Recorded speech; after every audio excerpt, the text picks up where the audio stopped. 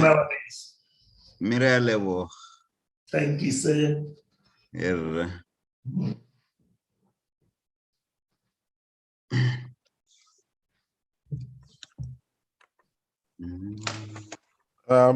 Chairperson, I think we are ready to start.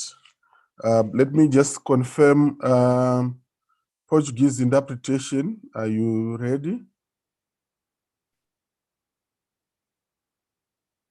Thank you. French? Ótimo, tá ótimo. Podemos iniciar. And Portuguese, French? Bom dia, muito bem. Perfeitamente.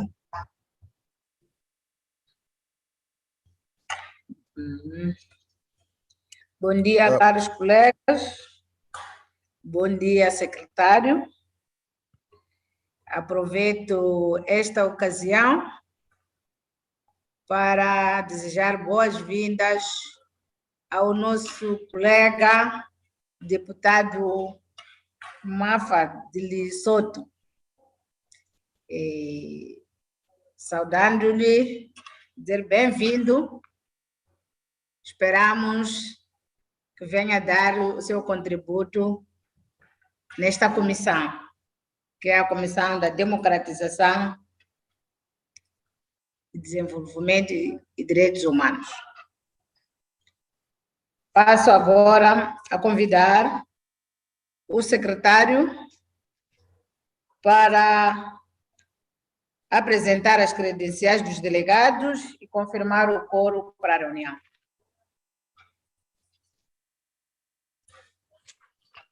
Thank you very much, Chairperson, and good morning, honorable members. Chairperson, we have Botswana, Honorable Lisedi, in the meeting. We have a new member from Lesotho, Honorable Ndasala Mafa. We also have another new member, Honorable Tsiliva, Christopher Tsiliva from Madagascar. This is his first committee meeting besides the pre-election mission to Zambia.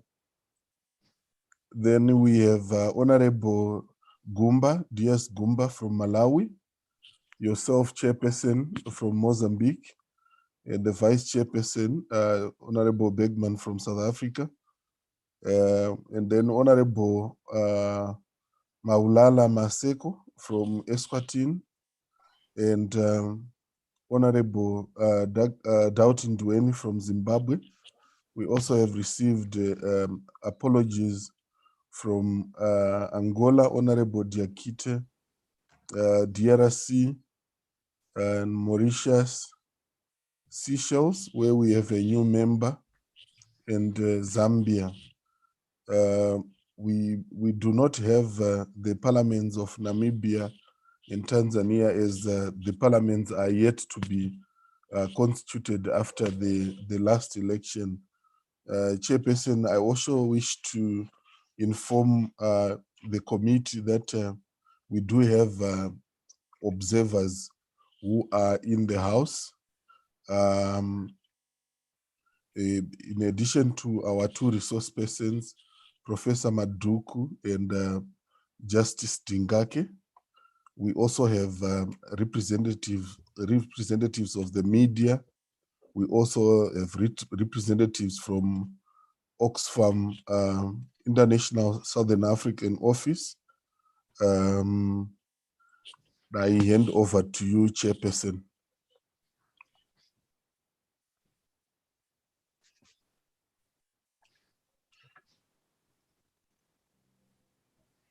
Muito obrigado, senhor secretário da nossa comissão. Agora passo a apresentar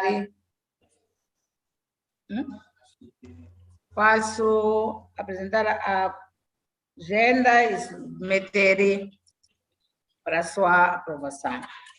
temos como nosso ponto de agenda o papel do Parlamento na proteção do constitucionalismo e do Estado de Direito na África Austral, perspectivas e desafios.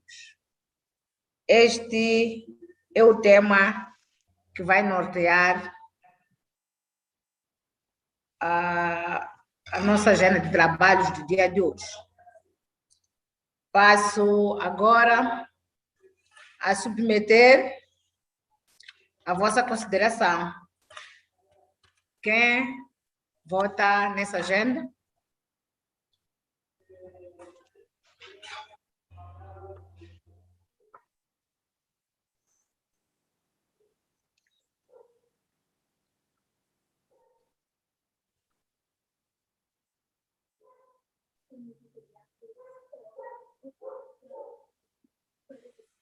Caros colegas, acho que a agenda foi distribuída e apresentada. Sim. Zimbabwe. Yes, thank you very much, Madam Chair. I move for the adoption of the agenda.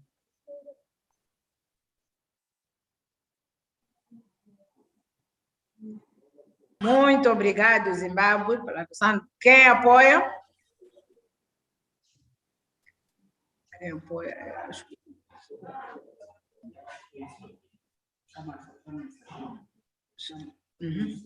Swatini.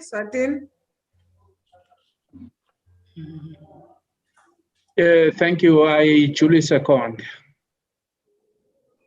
You get me? Hello? Muito obrigado, Swatini, por apoiar. Está aprovado a nossa agenda do Thank dia. you.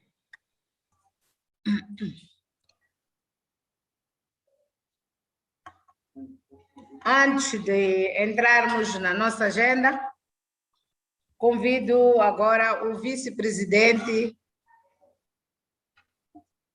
da comissão para usar da palavra. Senhor deputado, por favor.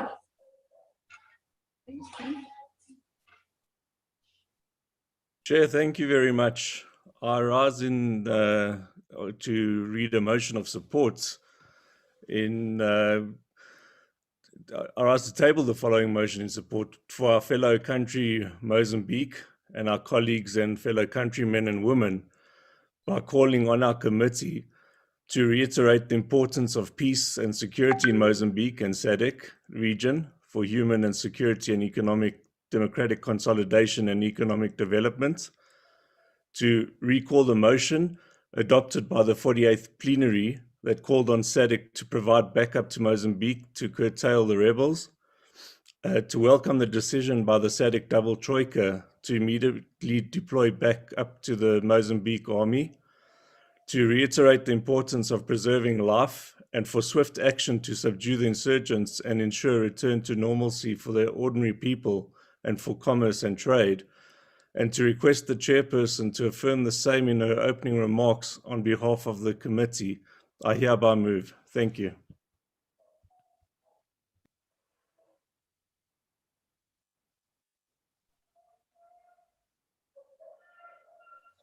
Faça favor.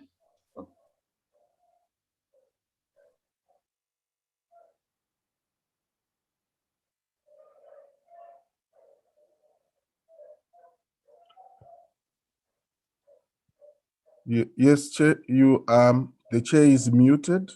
Sim. You may, sure, the chair may wish to. Já está. The chair may wish Sim, eu to invite convidava o vice-presidente para usar a palavra.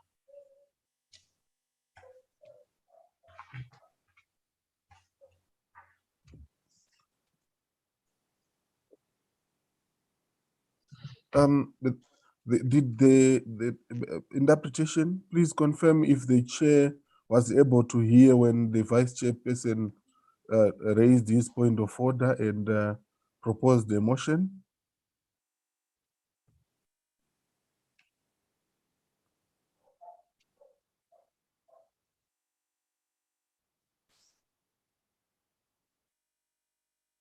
Eu ouvi perfeitamente e pensei que tivesse passado a palavra para ele usar a palavra, para apresentar a moção.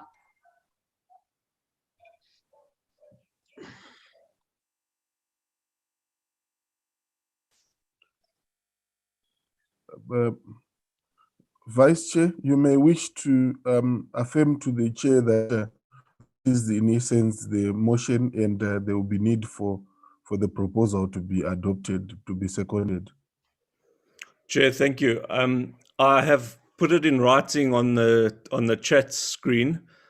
I've moved it, and I hope that someone would second the motion. Thank you.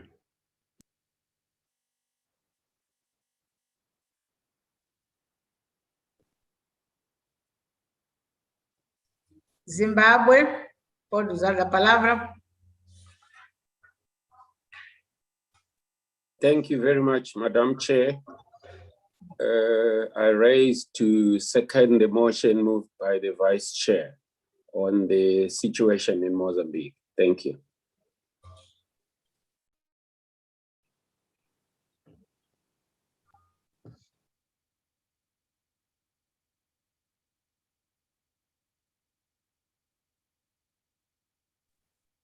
Muito obrigado, Zimbábue.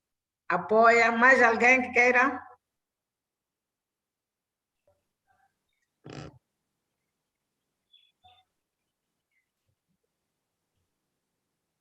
Não é o caso. Sendo assim, está apoiado. Convido o vice-presidente a apresentar a moção.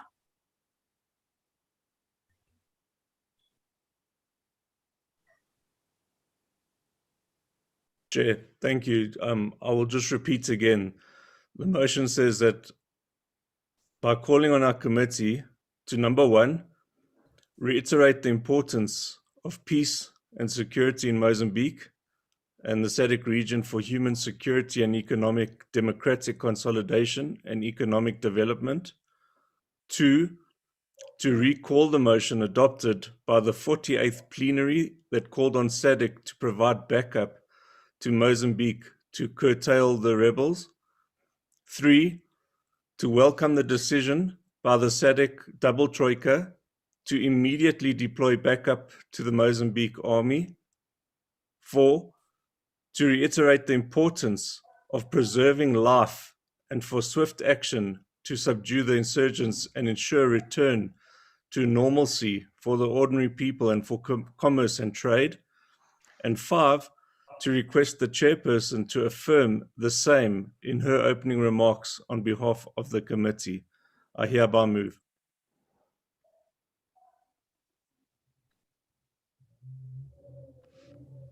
Muito obrigado, senhor vice-presidente, por esta moção. Quem apoia a moção? Zimbábue pediu a palavra, por favor.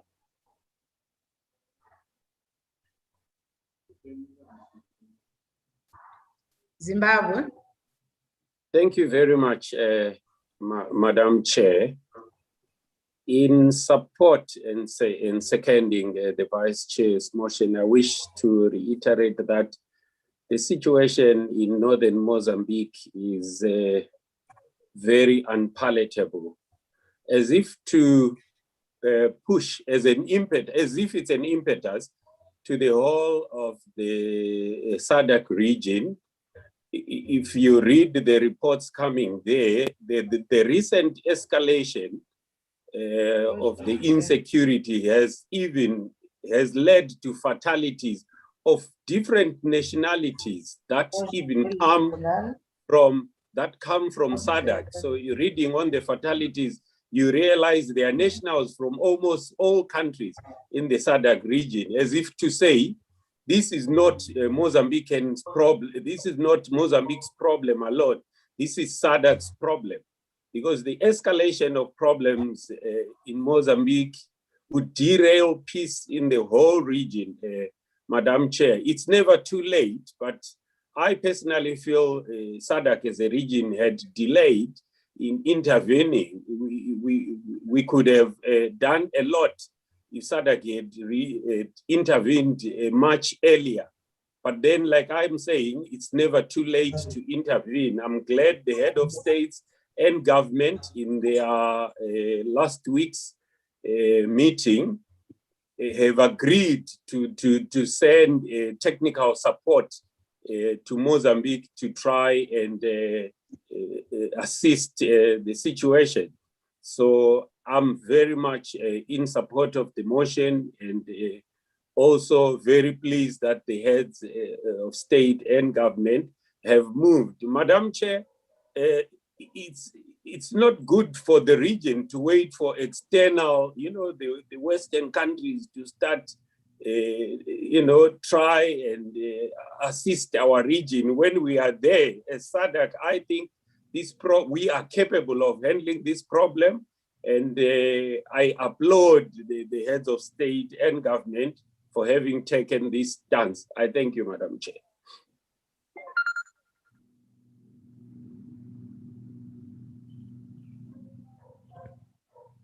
Obrigado, deputado Doene.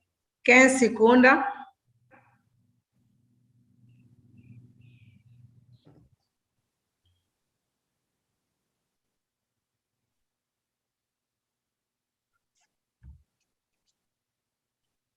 Caros colegas, quem secunda a aprovação desta moção?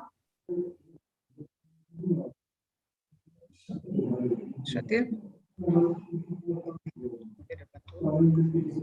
Okay. I see a hand Chatinho, from Eswatini, Chair. por favor. Por favor, pode fazer uso da palavra. Thank you very much. Yes, as a member from Eswatini, I think the Vice Chair has moved a very wonderful motion, which is aiming at solving the problems in Mozambique. Mozambique is our sister country. So what is happening in Mozambique is has a potential of affecting the whole region. So as a united bloc, I think we should stand together and make sure that the problem that is started in Mozambique is curtailed as early as possible, because it has a potential of destabilizing the economy of the region, of causing political turmoil in the whole region. And you'll find that sooner or later, some people will be flocking from Mozambique and flooding the neighboring countries. So it's going to be a problem that is going to touch the whole region. So I fully second the motion, and how I wish the head of states, could, just make it make sure that this problem is eradicated as soon as possible. Thank you very much for the motion, and as a member from Swatini, I duly second it. Thank you.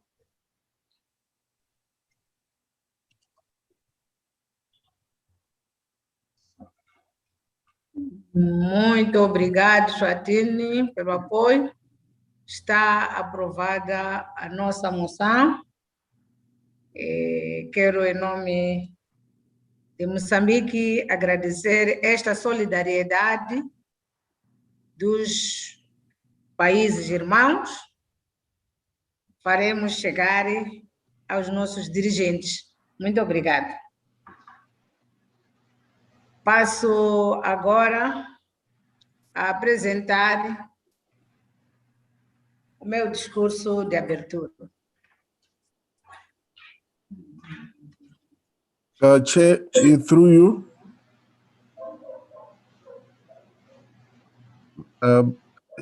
Chair, and another new member has joined the meeting. Honorable Richard Labrosse from Seychelles is in the meeting. While I still have the floor, Chair, I wish to inform or advise honorable members and participants that they must on the bar below the screen they must select the language of choice, the preferred language for purposes of interpretation. Secondly, Chair, to advise members that this meeting is being live streamed on SADC PF social media platforms, and is also going to be broadcast on DSTV channel 408. And as such, we request the following etiquette relating to television for the members and the participants, namely that one, members and participants must always have their videos on unless limited by connectivity challenges, and that microphones must remain muted until given the opportunity to speak, and be worried about your background. Make sure that the background and the surroundings are clean. Thank you very much, Chair. Back to you.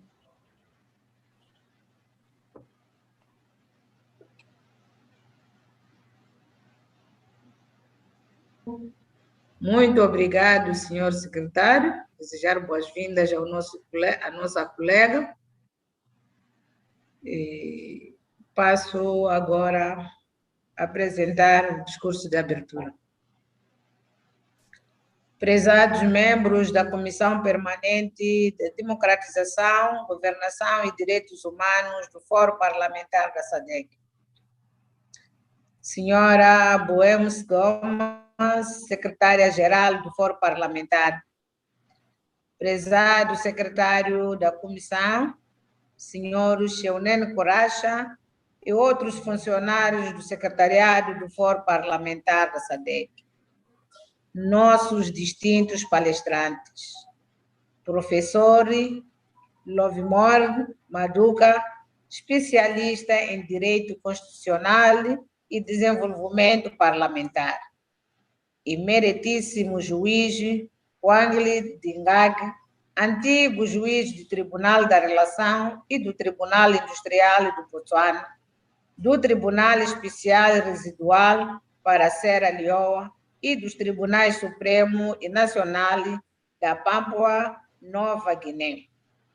Nossos parceiros, Agência Alemã de Cooperação Internacional, GIZ, e Agência Austríaca de Desenvolvimento, ADA, representados pelo senhor Adam, e a International, IDA, representantes das organizações da sociedade civil, representantes dos órgãos da comunicação social, minhas senhoras, meus senhores. É uma honra singular desejar-vos as boas-vindas a esta sessão de desenvolvimento de capacidades da Comissão Permanente de Democratização, Governação e Direitos Humanos do Fórum Parlamentar da SADC, subordinado ao lema: o papel do Parlamento na proteção do constitucionalismo e do Estado de Direito na África Austral, perspectivas e desafios.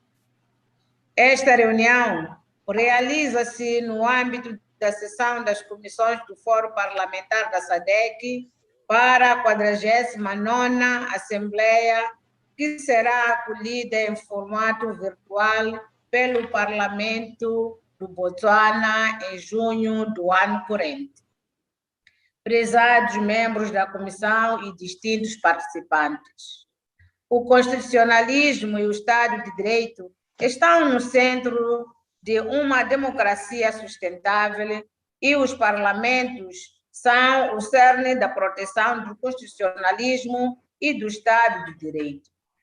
Para o efeito, os parlamentos devem servir-se do seu mandato constitucional para assegurar a observância dos vários princípios que sustentam o constitucionalismo e o primado de direito. Os referidos princípios incluem a separação de poderes entre o Parlamento, o Executivo e o Judiciário, a independência do Poder Judiciário, as garantias processuais ou processos equitativos para aqueles que forem acusados de ofensas criminais, respeito pelos direitos individuais, responsabilização no processo de governação, igualdade ao abrigo da lei, constituições fortes com limites constitucionais impostos sobre o poder, direitos humanos, um sistema eleitoral eficaz, compromisso para a igualdade de gênero, leis que protegem as minorias e outros grupos vulneráveis e uma sociedade civil forte. Prezados membros da comissão e distintos participantes. Segundo, sendo o órgão mais representativo em qualquer democracia, os parlamentos devem não só defender sociedades abertas e democráticas, como também devem servir para garantir que a participação e a consulta dos cidadãos se torne na característica distinta das políticas públicas e dos processos de tomada de decisões. Afinal, a nossa legitimidade enquanto parlamentares e a do Parlamento deriva diretamente dos pesados membros da comissão e distintos participantes. Enquanto os parlamentos têm o mandato de promover o constitucionalismo, enfrentam vários desafios a esse respeito. Estes incluem as relações de poder, que muitas vezes põem em causa o princípio da separação de poderes.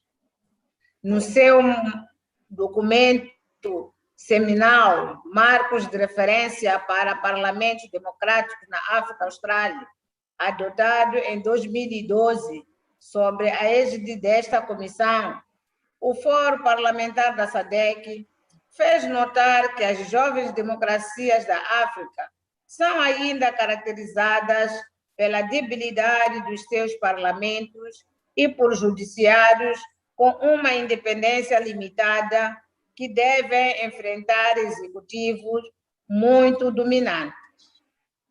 Na maior parte dos casos, os parlamentos foram reduzidos a instituições essencialmente reativas em vez de proativas e são, em grande medida, incapazes de responder suficientemente aos desafios emergentes, oportunidades e emergências nacionais, como as que são vivenciadas nos nossos respectivos parlamentos durante as paralisações da Covid-19. Prezados membros da comissão e distintos participantes, gostaria de apelar aos parlamentos da região da SADC para se livrarem do rótulo de carimbarem apenas e se colocarem à altura das circunstâncias através da preservação vigorosa da separação de poderes e dos freios e contrapesos, e assegurar que a relação entre os três ramos do governo seja uma de igualdade e independência. Os parlamentos devem ter a consciência do facto de que qualquer usurpação dos poderes de um ramo por um outro tem um efeito adverso sobre o constitucionalismo e o primado de direito. Se os parlamentos se tornarem cúmplices, permitindo o desequilíbrio do poder a favor de um ramo do governo, isto equivaleria a uma traição da confiança pública. Prezados membros da comissão e distintos participantes, tendo em consideração o que precede, o Fórum Parlamentar da SADC organizou esta sessão de desenvolvimento de capacidade sobre o papel do Parlamento na proteção do constitucionalismo e do primado do direito na África Austral para os deputados membros da Comissão Permanente de Democracia, Governação e Direitos Humanos membros de outras comissões permanentes do Fórum Parlamentar da SADC e parlamentos nacionais.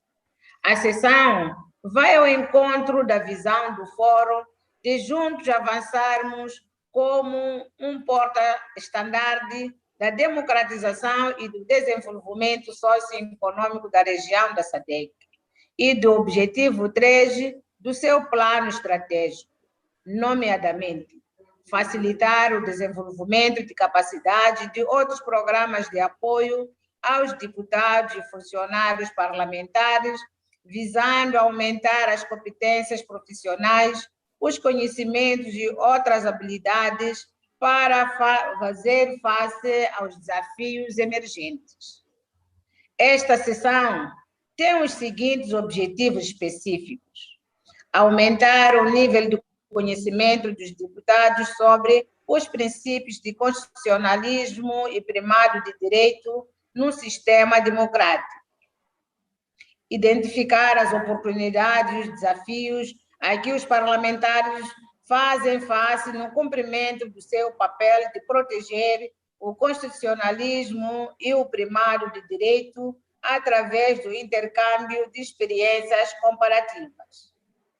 Aumentar a capacidade dos parlamentos da SADC de levar a cabo a sua responsabilidade constitucional de defender e protagonizar o constitucionalismo e o primado de direito, e criar consenso sobre as áreas prioritárias de ação, com vista a reforçar o papel do Parlamento na proteção do constitucionalismo, do primado de direito em todos os Estados-membros da SADC.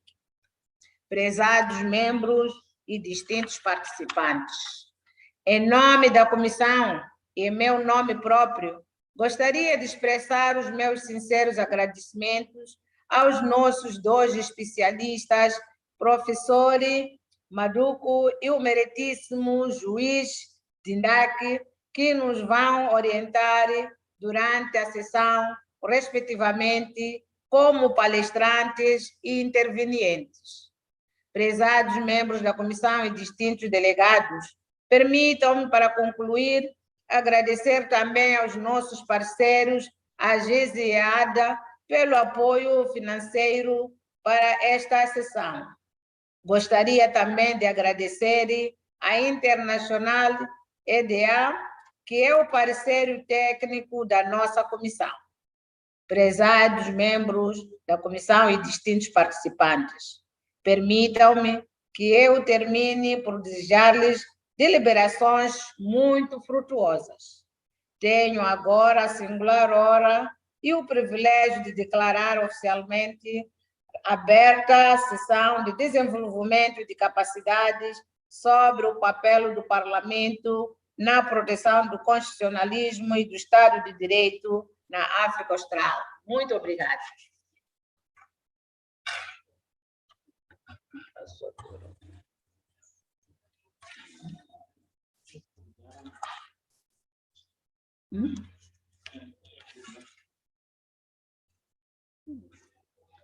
Neste momento, passo a convidar o professor Maduco para proferir a sua apresentação.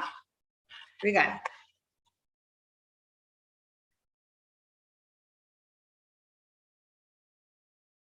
Chair, through you, while Professor Maduku is taking the floor, may I, through the chairperson, introduce briefly the two resource persons for the information of the committee.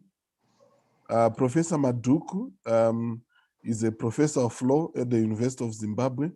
He obtained his LLB from the same university and his master's and PhD degrees from the University of Cambridge in the United Kingdom. He is also an active politician in Zimbabwe and a leader of a political party known as the NCA. Justice Dingake, on the other hand, is a judge of the Supreme and National Courts of Papua New Guinea. He is also a judge of the Residual Special Court of Sierra Leone where he was appointed by the Secretary General of the United Nations in 2013. He's a former judge of the High Court and the Industrial Court of Botswana, and he has taught law at the University of Botswana, and has been a visiting scholar at the University of Pretoria, University of Cape Town, and the Institute of Development Labor Law in Rome, Italy. Among many of his credentials, Judge Dingake has also worked with SADC Parliamentary Forum in the development of model law, the model law on eradication of child marriages, the model law on HIV, and the model law, recently the model law on elections. Thank you, Chair. I submit.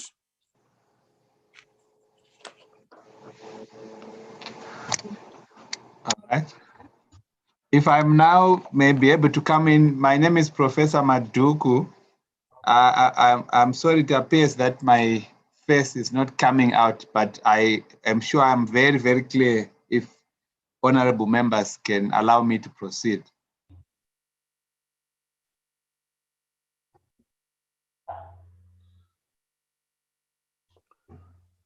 All right, do I proceed? Yes, sir, the chair has given you the floor. Yes, that's fine.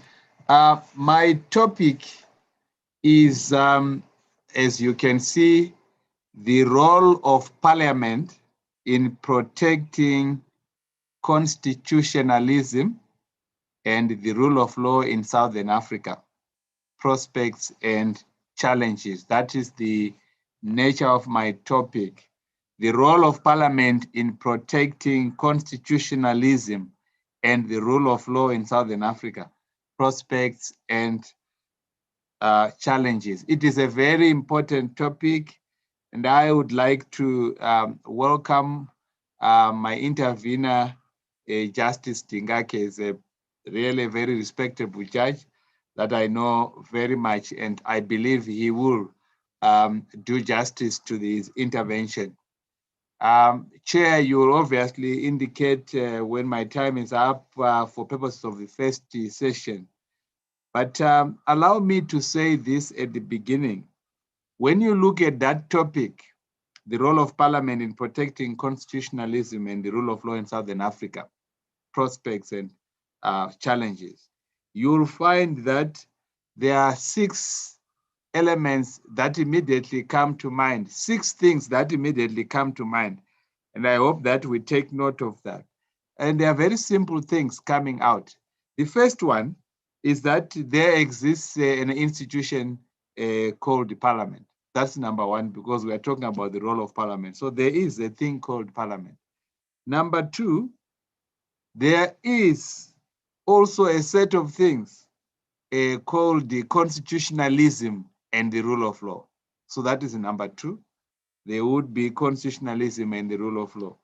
Number 3, that Parliament has a role to play in these things called constitutionalism and rule of law. All these things are coming from the topic. Then number 4, that one of the specific roles of Parliament is to protect constitutionalism and the rule of law, because our topic is the role of Parliament in protecting constitutionalism. So it means in terms of the topic, there is a specific role for Parliament, which is that of protecting these institutions. Then number 5, that there are some prospects and challenges regarding these aspects that we are going to be discussing. Then finally, number 6, we must restrict ourselves to Southern Africa. Those 6 aspects are what will guide my presentation. And I just want to quickly repeat those, that there is such a thing called Parliament, which is an institution. Number 2, that there are concepts of constitutionalism and rule of law. Number 3, that Parliament has a role to play in respect of constitutionalism and rule of law. Number 4, that one of those specific roles that Parliament has is one of protecting these aspects. Then number 5, that there are prospects and challenges, and then we restrict ourselves to Southern Africa. I go into the substance. We must begin by defining constitutionalism and the rule of law. What is meant by constitutionalism? What is meant by rule of law? When we give a proper definition to these elements, we will already begin to see what Parliament can do about them if we properly define what is meant by constitutionalism and what is meant by rule of law. I will begin by defining constitutionalism. Constitutionalism, what is it? The easiest way of understanding constitutionalism is first that there is a constitution in place which has rules and provisions, that we must abide by the constitution, that we must follow the constitution, that we must always be guided by the constitution. That is an easy way of saying constitutionalism refers to a state of affairs where we follow our constitution, where we go by what our constitution says, where we ensure that what is in the constitution is followed and is guiding us as society. That is the first understanding. But that understanding is not enough. Constitutionalism goes beyond that. Constitutionalism goes beyond following our constitutions and ensuring that our constitutions are in fact followed. It goes to cover also that we must follow our constitutions provided the constitution itself has good provisions, or the constitution limits the exercise of power, that the constitution ensures that there is no abuse of power. So constitutionalism, therefore, refers to a belief in the concept of ensuring that there is limited governmental power, that there are checks and balances in the exercise of power. If a constitution provides for checks and balances, then constitutionalism is already respected to the extent that we follow the provisions of the constitution. But if a constitution does not provide for these checks and balances, then it is not enough simply to follow the constitution and say we are abiding by constitutionalism. In other words, if you have a very undemocratic constitution, or if you have a constitution that is very oppressive and you follow it, that is not constitutionalism. Constitutionalism requires you to follow a constitution that has provisions that provide for checks and balances. That is the concept of constitutionalism. Now, when we define it that way, we will find that the concept of constitutionalism is in the same field with the concept of the rule of law. I'll tell you which one is above the other. The rule of law refers to the situation where we follow the law, that we do not do things that are outside the law. We will always ensure that there must be a law in place before we can exercise power, that power is derived from the law. And we must always ensure that we follow the law, that the rights of citizens are protected by law. If we define the rule of law that way, we will also say that it is not every law that respects the rule of law. If you have very oppressive laws, very undemocratic laws, very laws that are unjust, and you follow them to the letter, you will not be going by the rule of law. If you pass a law that is very undemocratic, very draconian, very much taking away the rights of citizens, and you say, I'm following the law, we are going by the rule of law. When you are going by the rule of oppressive law, it will not be rule of law. The rule of law requires you to have good, just laws, and then you follow them.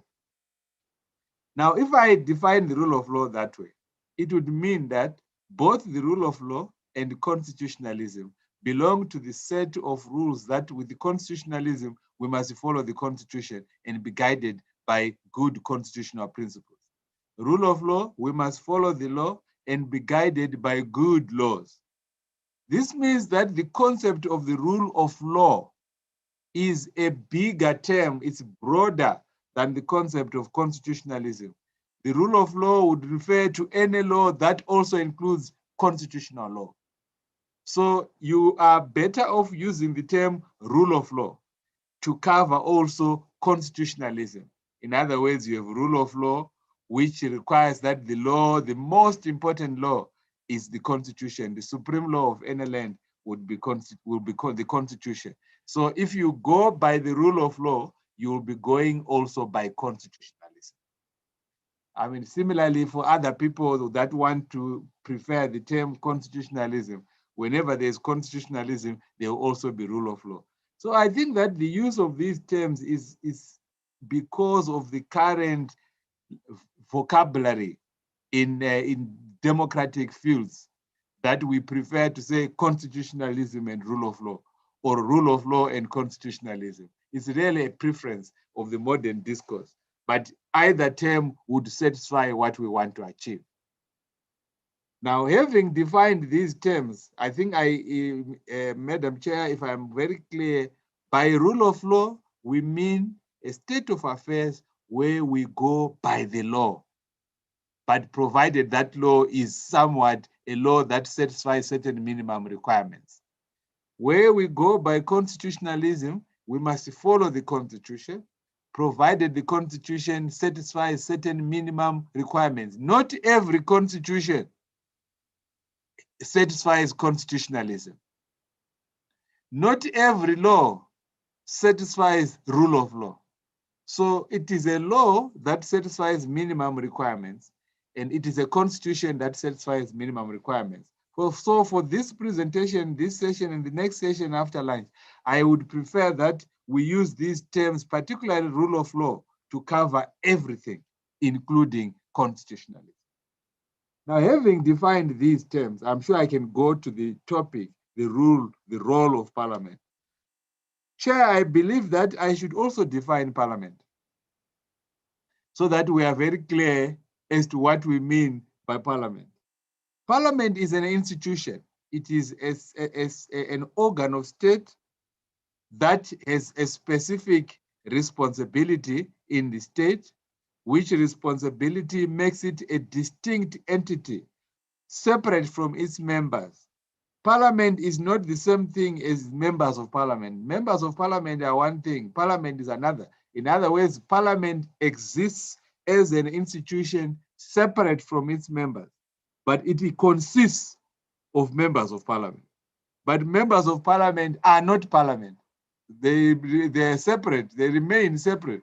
Parliament exists on its own as an organ of state that has the responsible political role of making laws, of ensuring that there are checks and balances, of ensuring that those other organs of state comply with the Constitution and the rule of law. So I am just here to say that Parliament is not the same thing as its members. They are separate. When you conceive of Parliament, look at a company, an institution. A company is made up of its various members, but those it's a separate legal entity called the parliament. It's a separate political entity which exists with or without members at any one stage. There will be an institution called parliament. Now, can I now go to the role of parliament in protecting this? These ones I will number the roles so that the honorable members here will be able to follow, and also that Justice Tingake will be able to make useful comments. And I'm going to be numbering these. Having taken care of the definitions, I am able now to get into the role, and I'll number them.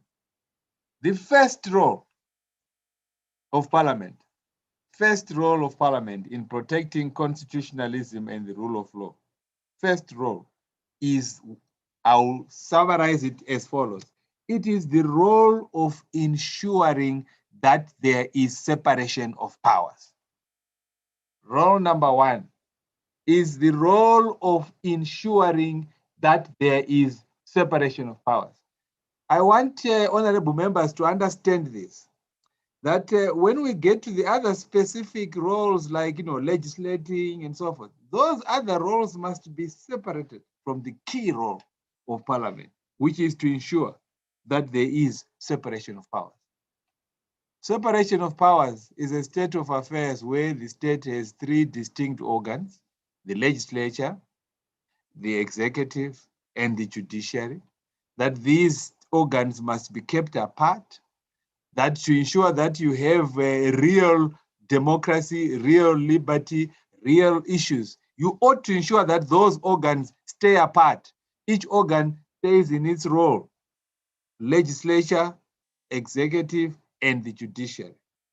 But I am saying and putting across this position in this lecture or in this presentation that it is parliament that must ensure that the separation of powers. It is not going to be the role of the executive or just also the role of the judiciary. Each of these organs has a responsibility to ensure that there is separation of powers. But I want to put it across that parliament has this primary responsibility of ensuring that there is separation of powers. And how does it ensure that there is separation of powers? Parliament ensures that there is separation of powers by refusing to be a rubber stamp of the executive. You see, I think as honorable members, when you get to the judiciary, you all be told that the judiciary is independent and that it must be independent, that judges must not, be bulldozed into other. It remains. This is not an issue for the judiciary alone. Parliament must also be independent. It must say we are parliament and we do the work of parliament. That role, I have decided to call that role the role of ensuring that there is separation of powers. You will see in the other various roles that, to ensure that there's separation of powers, you obviously have to do certain things. Now, how do we ensure that there's separation of powers? We ensure by refusing to be a rubber stamp, but we ensure most prominently by developing a mindset that says we are an independent body. We are not a rubber stamp of the executive, that we are not there to do the role of the judiciary, and this is what, and so forth. Parliament must never allow a state of affairs where it is like the executive in parliament. This is the point I'm making. So that's role number one.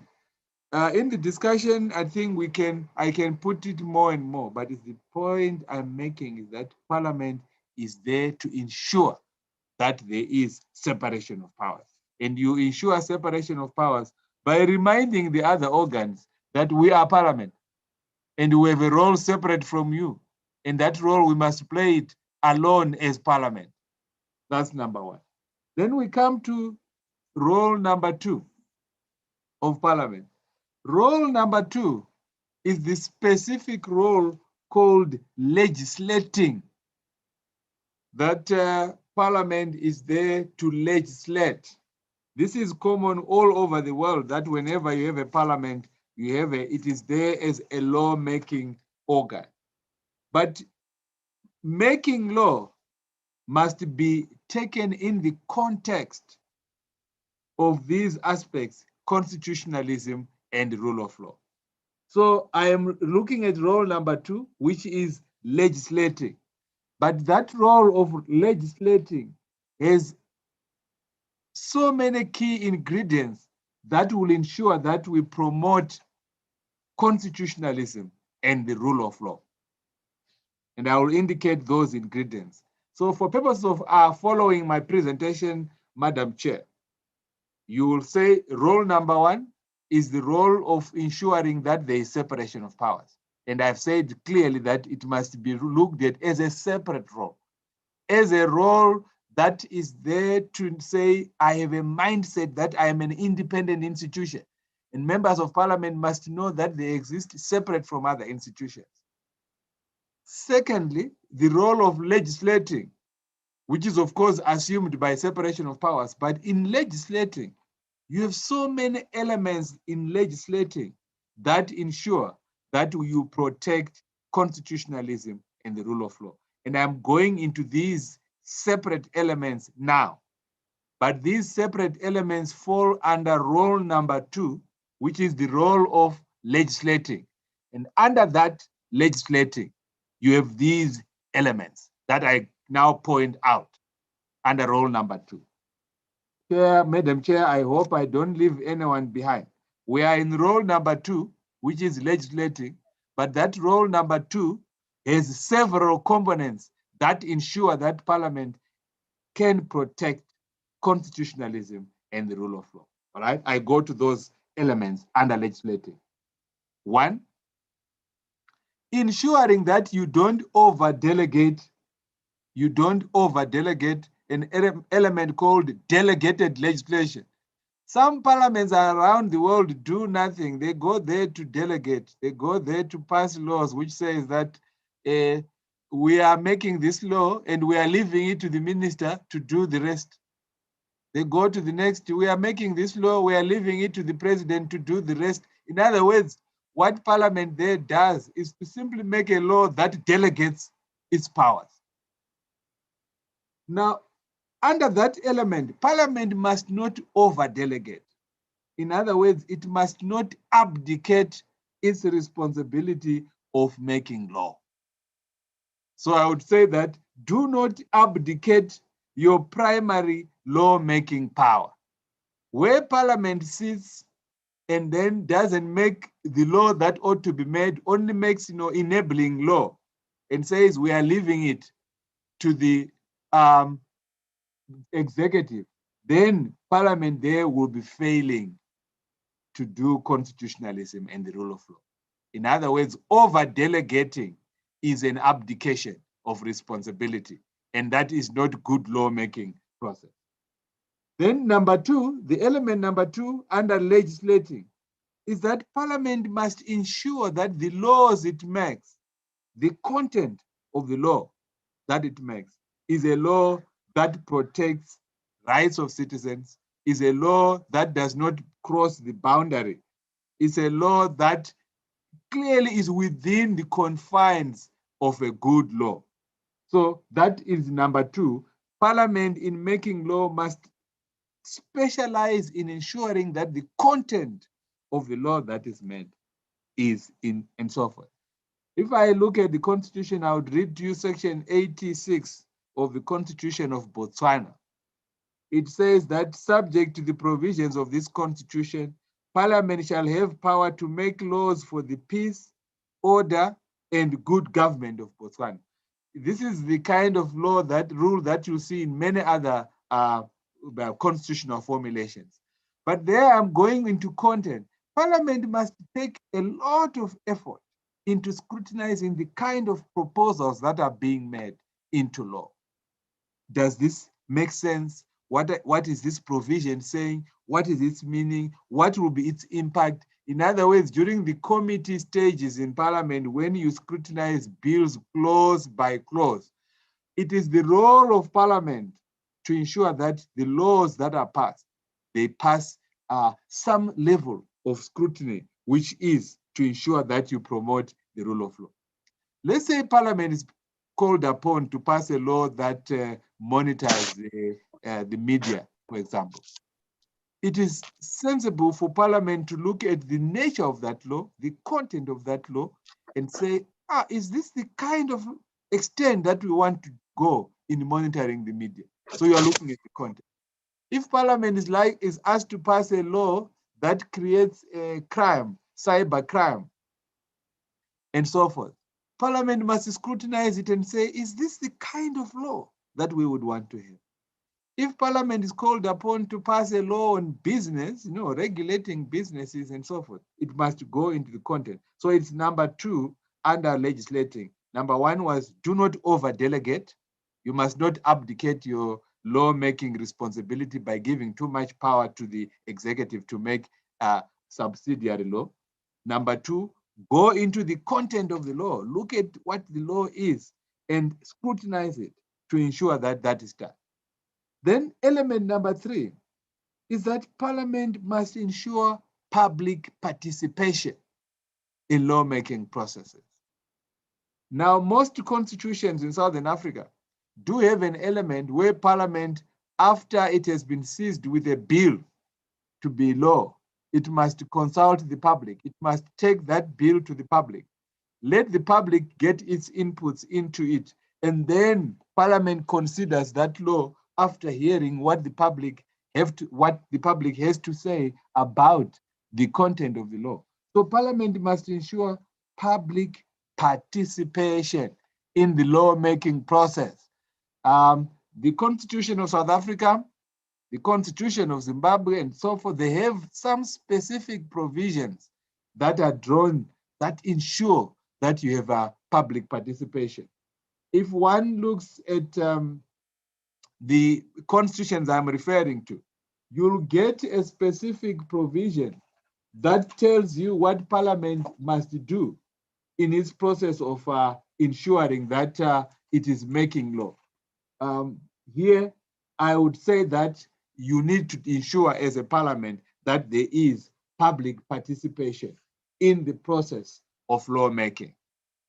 Then I also move on to say number 4, that the Parliament must develop internal mechanisms of ensuring compliance with the Constitution.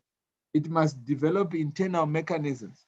These internal mechanisms might require Parliament to establish a committee that scrutinizes or analyzes proposed legislation to ensure its compliance with the Constitution, or to ensure its compliance with certain other principles, and then report to the whole Parliament.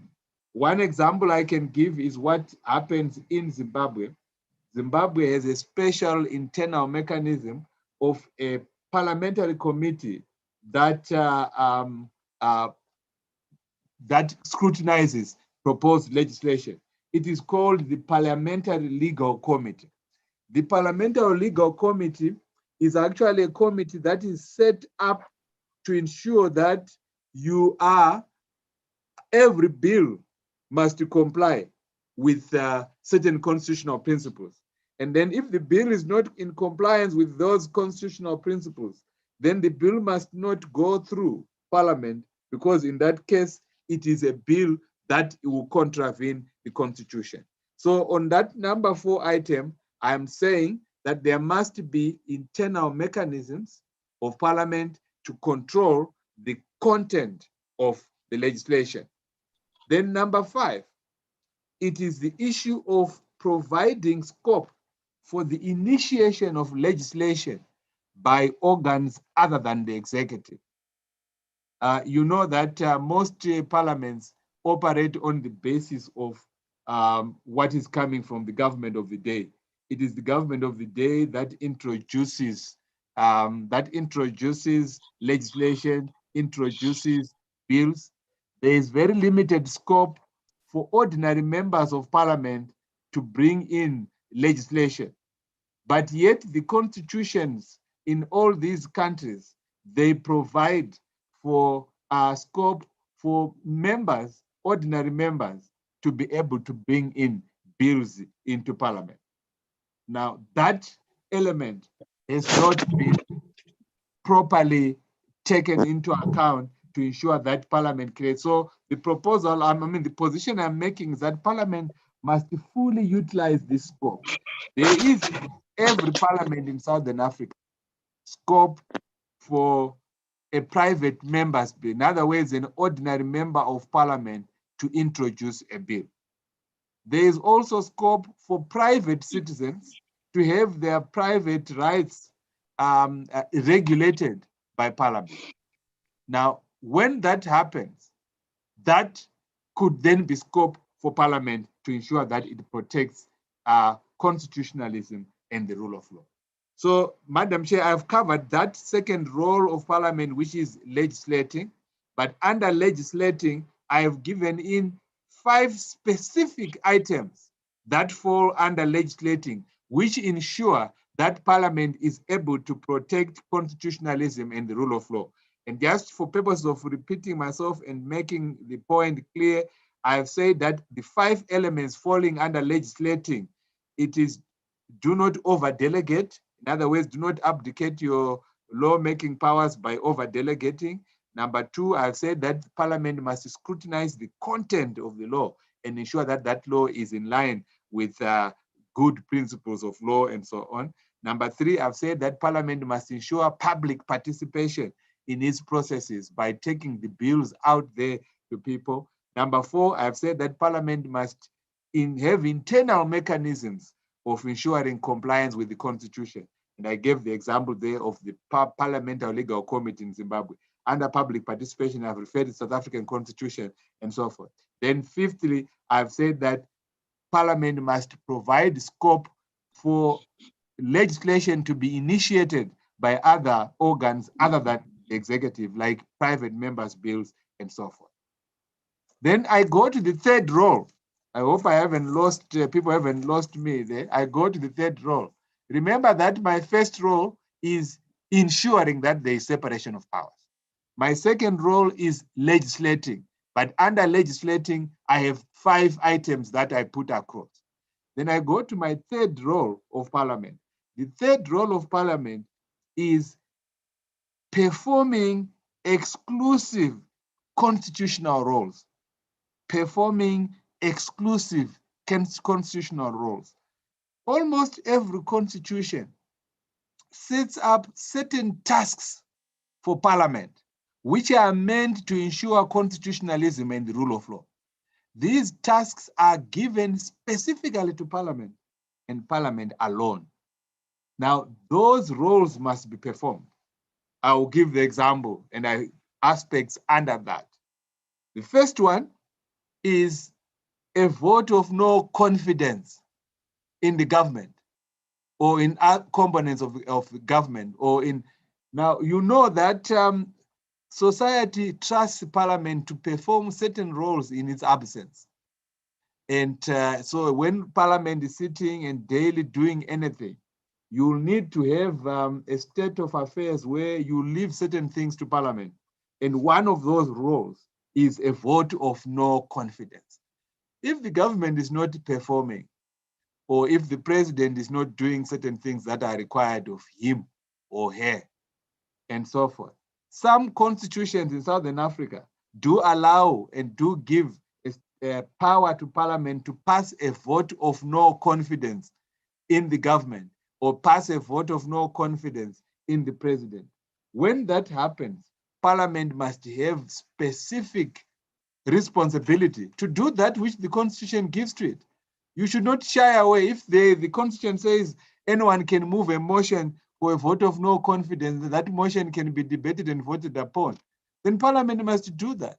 If there is provision for a vote of no confidence in a particular minister who is not performing well, then Parliament must be able to do that. So that's one specific role which is exclusive to Parliament. And when Parliament performs that role, it will be ensuring that there is rule of law and that there is constitutionalism. The second role under the exclusive roles is where Parliament is involved in the appointment processes that are set out in the Constitution. Sometimes the Constitution says that Parliament shall give a list of names to the president or to the executive. Parliament shortlists names of members of commissions. Parliament shortlists names of members of the Electoral Commission, for example, and so forth. Then Parliament must do that. That Parliament is involved in the appointment of a public protector, and that this is what Parliament must go through. Or Parliament is involved in interviewing judges in some countries, and so forth. You can see that role is the role of shortlisting candidates or putting across candidates who must then be taken on for appointment. Then there are countries in Southern Africa which are the other way around, where the executive puts across names to Parliament for approval. That it is the president who wants to appoint a chief justice or and so forth. And then he brings the name of a proposed chief justice to Parliament for approval. All this is a specific constitutional role for Parliament, where Parliament is playing a role of appointments. This role is a role of playing checks and balances. It is actually derived from, pioneered by the Americans, the American Senate, which does approvals of, judges, ambassadors, the secretaries of state, things like that, and so on.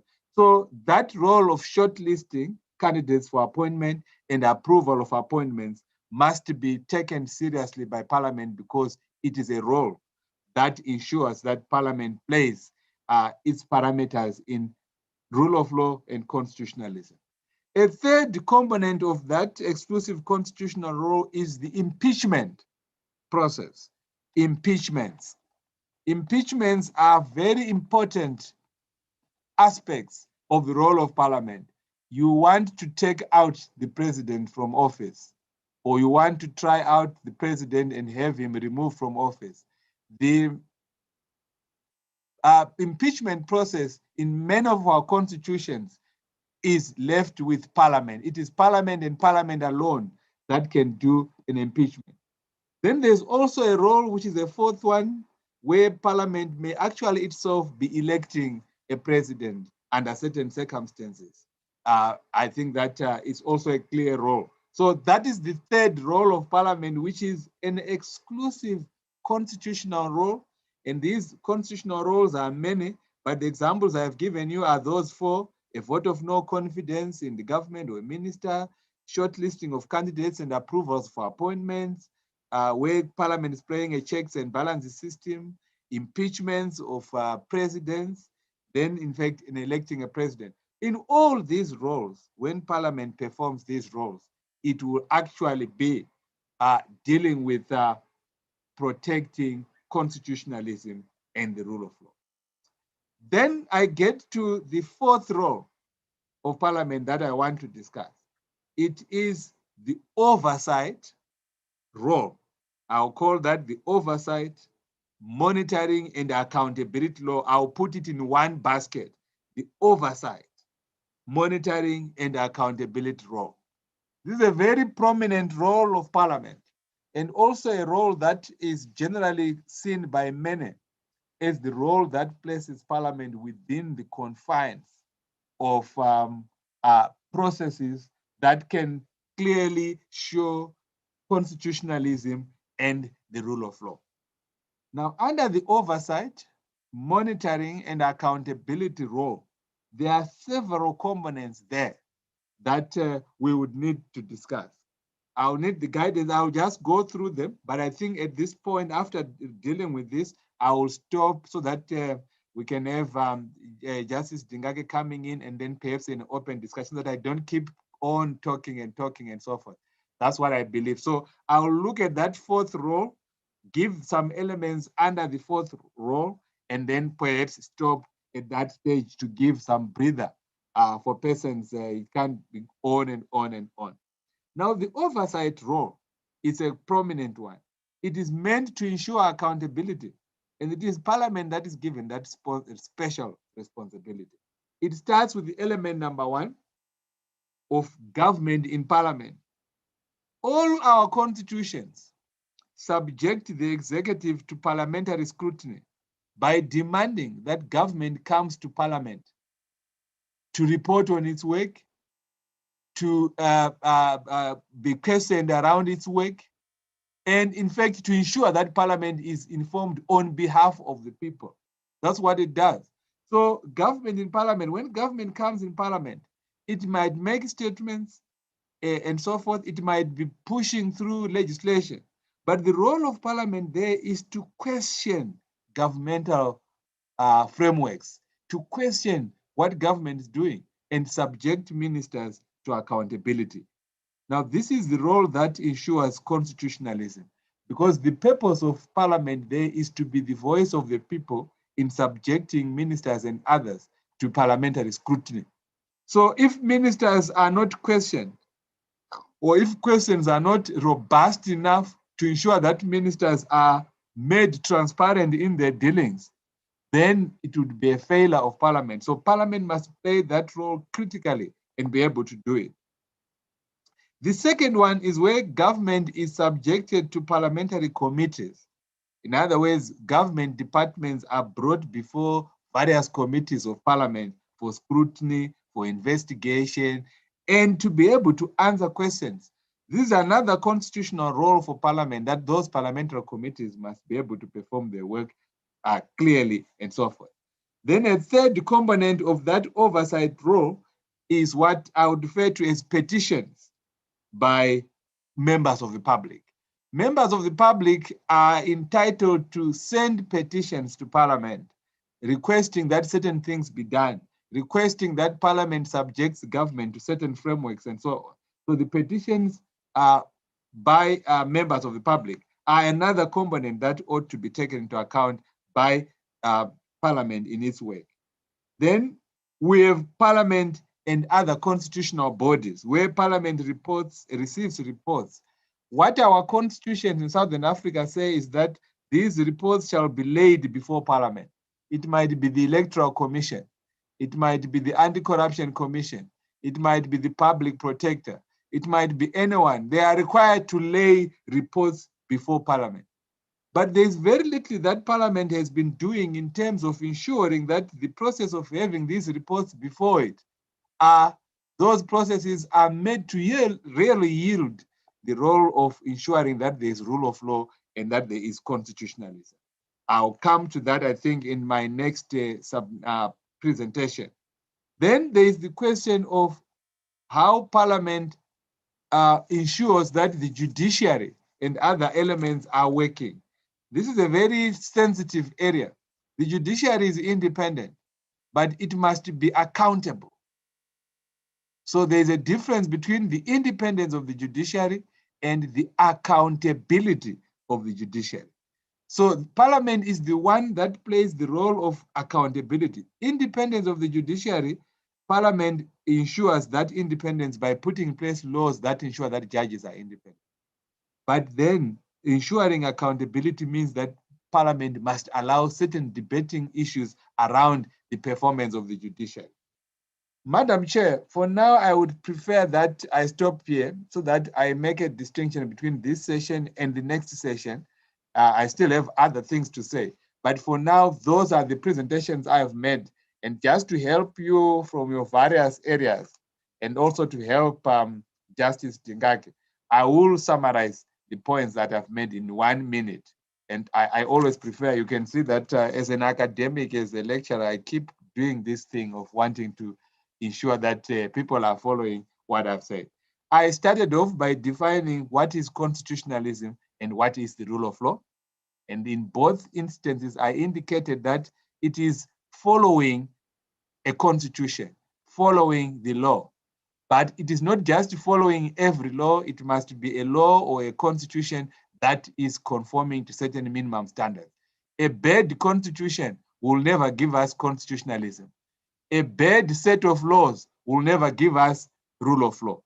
So that is very, very important. Rule of law is not just rule of any law. Constitutionalism is just not just following any constitution. But I've also tried to be helpful by suggesting that the term rule of law is a bigger term. It's an umbrella term that also covers constitutionalism. Then from there, I went on to tell you my view that parliament must also be defined. Parliament does not mean members of parliament. Yes, members of parliament constitute parliament, but parliament is a separate standalone institution that exists on its own and that must be respected and with its dignity and its role. Members of parliament can actually fail parliament by not doing that which parliament ought to do.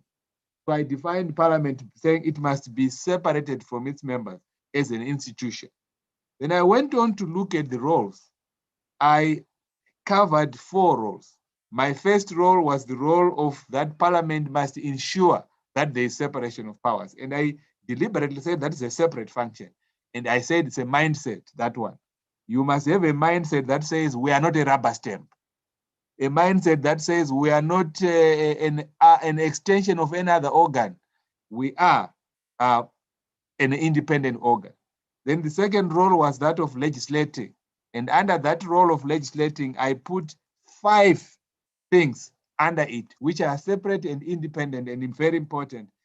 Delegated legislation, you must not abdicate your responsibility, ensure that there is content of law, ensure public participation, have internal mechanisms of ensuring that there is compliance with the Constitution, and finally, give room to other people other than government to initiate legislation and so forth.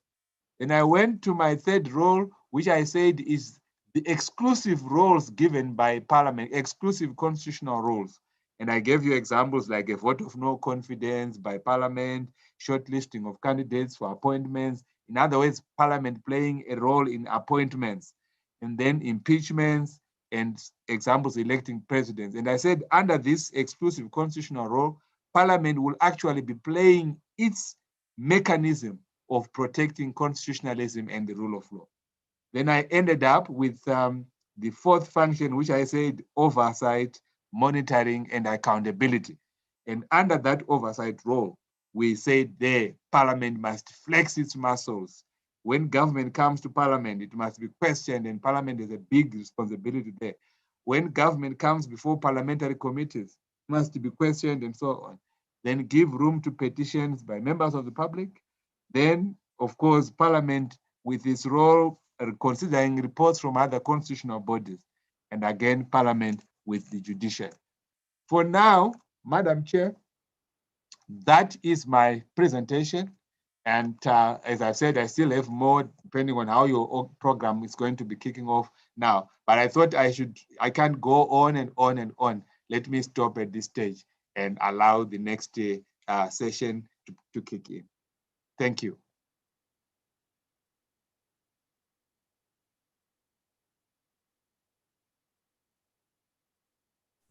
Muito obrigada, Dr. Maduco, pela sua apresentação.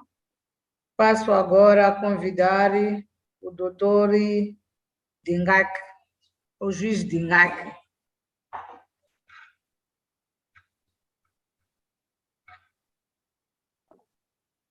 Thank you, Madam Chair. Am I laudable from there? Can you hear me?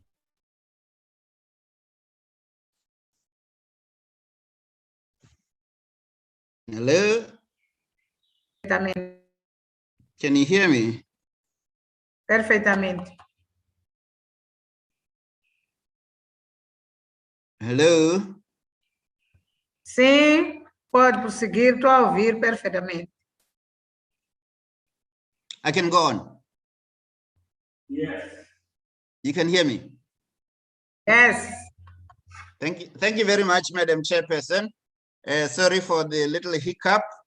Let me just greet everybody. Say good morning, good afternoon. I'm in Seychelles. I don't know various time zones wherever you may be, and I'm very happy to intervene in this very important and broad topic, and to meet virtually my dear friend, Professor Maduco. It has been a long time. The last time we met, you had taken me to some beautiful place in Zimbabwe where it can be extremely cold. I do not remember the name of that place, but it's a beautiful little paradise in Zimbabwe, you'll remember. Let me just say that the topic of which you require me to intervene, it's very broad, it's massive. And Professor was right to be sensitive about the time he takes to deliberate, because as I see it, we also have to allow, leave some time for members of parliament to engage, so that this is a productive conversation. And so I will try to be brief as a result, because we must accommodate every other person who may wish to speak on this very important topic. I must start by saying that the professor has been comprehensive and very thorough, and being a scholar, also very scholarly. He has correctly unpacked starting with the topic, what it entails, unpacked it comprehensively to the very last element, and also comprehensively discussed, defined the concept of constitutionalism and the rule of law. The professor will be first to accept that this topic, to do justice to it, you actually need weeks, not hours, because it's made up of certain elements that on their own may take hours. But I agree entirely with everything that he has said. But for the purposes of my intervention, I want to focus on three things that are implicated by the topic. Some he have mentioned very briefly, but of which I wish to spend some time. And thereafter try to bring all that within the context of SADC-PF, what it is doing to advance constitutionalism and the rule of law. I agree, firstly, with what the professor said about the definition of constitutionalism, especially the emphasis on limited government, on checks and balances, not just following a constitution. Yes, to follow a constitution is important, but to ensure that the laws that are being prescribed by the constitution are good and just laws, and that oppressive or draconian laws cannot satisfy the definition of constitutionalism. We often say in the field that there are many countries that may have constitutions without constitutionalism. In other words, although the constitution may try to place limitations on the exercise of government power and require parliament to exercise some watchdog role and to hold the executive to account, you may find all these things are not happening. So in that kind of situation, we say that we have a constitution with, we may have a constitution without constitutionalism. And I agree with him that rule of law is much broader. It's an umbrella concept, if you like, that also encapsulates constitutionalism. And under the rule of law, there are many elements of the rule of law, and some of the elements he mentioned, and I don't need to go through them, but they include a constitution with constitutional limits of power. They include human rights. They include an effective electoral system. They include commitment to human rights, including gender equality, and they include laws to protect minorities and other vulnerable groups, and fundamental freedoms, and so forth and so forth. So I want to zero in on 4 themes purposefully, being human rights, the independence of the judiciary, some part of good governance, but I locate my intervention very precisely on corruption, because it is one of the issues that is actually against good governance and against the rule of law. Let me therefore start with human rights. The SADC-PF, SADC-PF commitment to the rule of law, to constitutionalism, cannot be in doubt. In fact, the formation of SADC is rooted on the values of the rule of law. The SADC Treaty tells us much: democracy, human rights, and good governance. And whilst in the last few years there have been signs of progress with respect to living the above values, there are some scholars who may ascertain with credibility that we have witnessed some kind of deterioration, stagnation, and even regression in some states insofar as deepening constitutionalism, the rule of law, and democracy itself. Under the auspices of SADC and the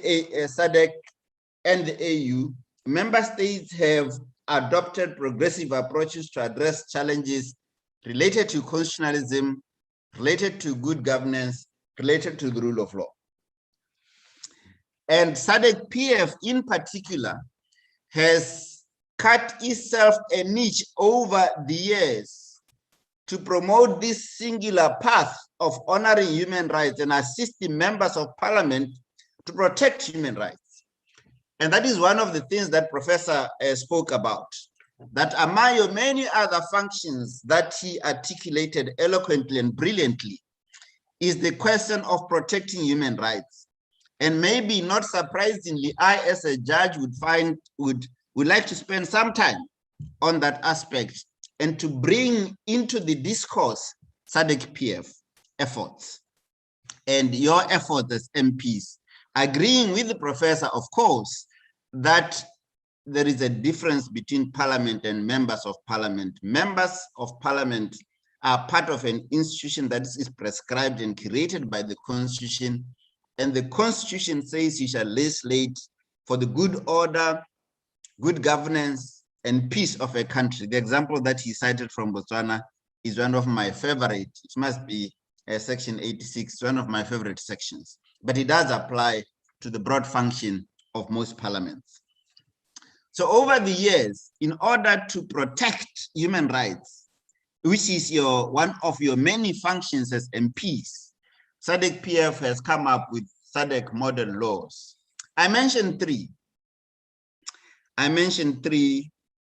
That you have participated in passing in order to advance human rights. This one relates to the SADC model law on HIV and AIDS, you'll know about it, the SADC model law on child marriages, ending child marriages, and the SADC model law on elections. There may be, it may well be that those model laws that are simply legislative guides are not binding, they are soft law, some would say, but at least they speak to the commitment of MPs to honor the rights of people. And once they have been passed in the manner that you have done, I think one of your key roles is to ensure domestication of those laws in order that they may then promote the welfare of the people. So as Professor said, and this is important, Professor said it's not every law that would pass the test of constitutionalism or the rule of law. It must be just laws. It must be democratic laws. It must be progressive laws that advance the welfare of the people. And those model laws that I refer to, that the SADC-PF has brought MPs to endorse, are part of an attempt to pass good laws. Now, that is insofar as that is concerned. We don't have time. I could go in detail about, but I'm a bit sensitive about allowing other people to speak. So I'll not go into detail with respect to that, but I wanted to bring on board this point very sharply. There is also the question of elections. And I know that the honorable professor spoke about one of the other functions is for you to scrutinize reports that are laid before you. This includes reports such as you may get from the public protector, from the electoral management body.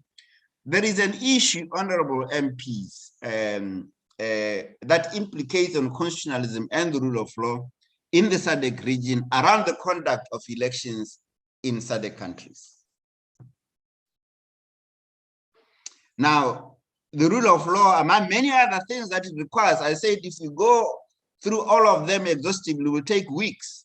But among many other things that it requires is a regular, free, and fair elections. We have seen this being contested in SADC states, including in many countries, in Botswana, in Malawi, in Zimbabwe, elections have been contested. And one of the recurring themes throughout has been the alleged non-independence of the electoral management body. Now, to have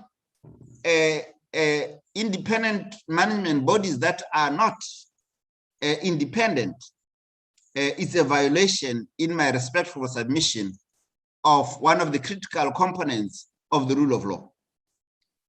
So it then behooves members of parliament, when they go back to their respective parliaments, to pass laws that actually promote good governance, promote the rule of law, they promote constitutionalism by ensuring that these electoral management bodies are independent, and that the election disputes that always emerge at the end of the electoral cycle are presided over by judges who are independent.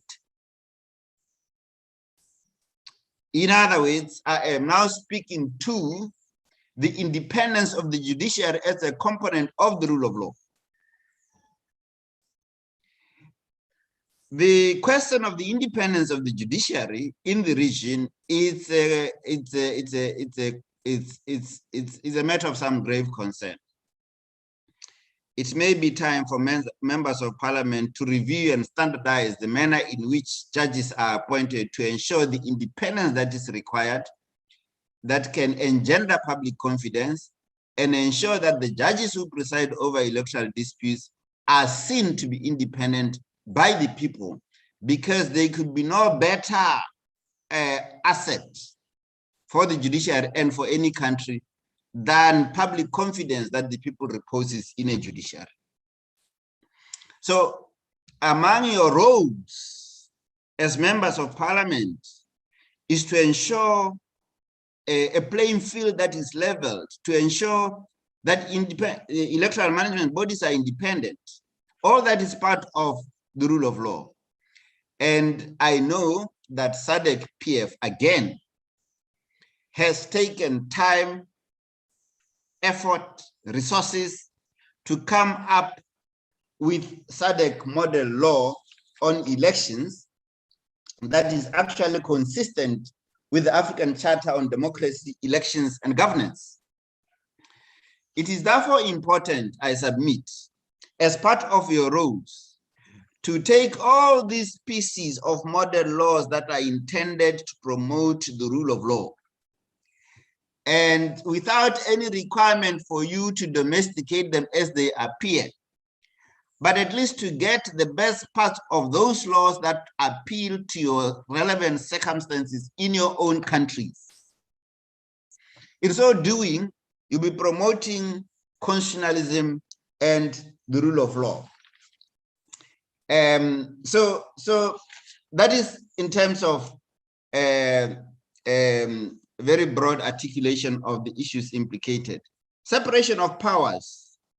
And the professor spoke about separation of powers. It is your duty to ensure that there is separation of powers, meaning that you are determined to ensure that you don't rubber stamp anyone's decision, that you are the representative of the people, and to do so, you need to be independent in word and in name.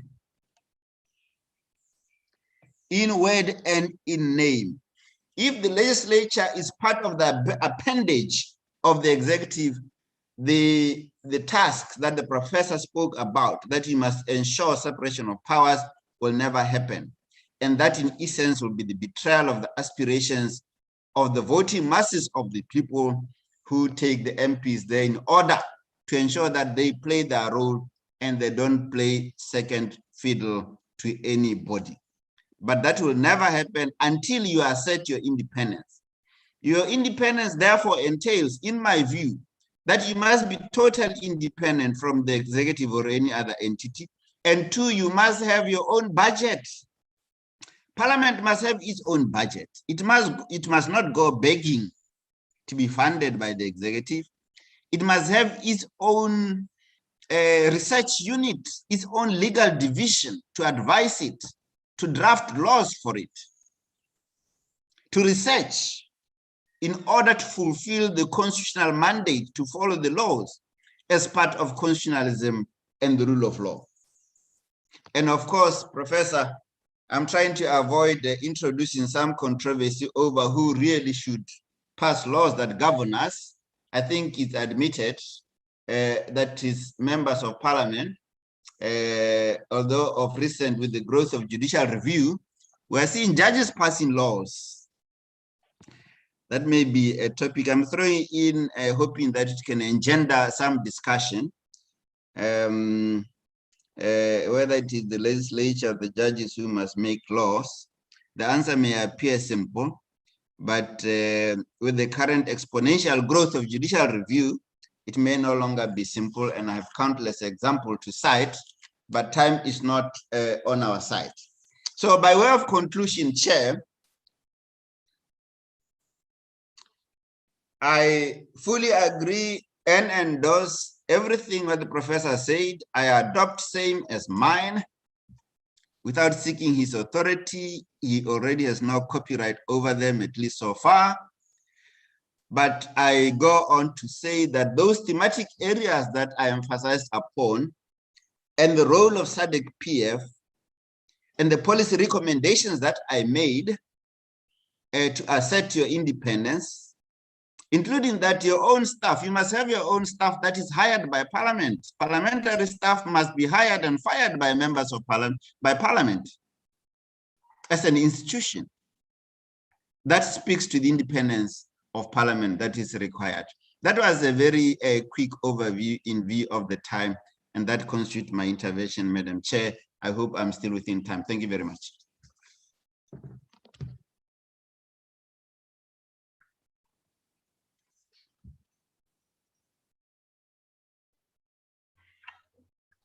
Muito obrigada ao doutor Manduco e o juiz Dingake pela vossa apresentação. Passamos agora para a sessão de debate. Está aberta a sessão. Caros colegas, podemos participar do debate.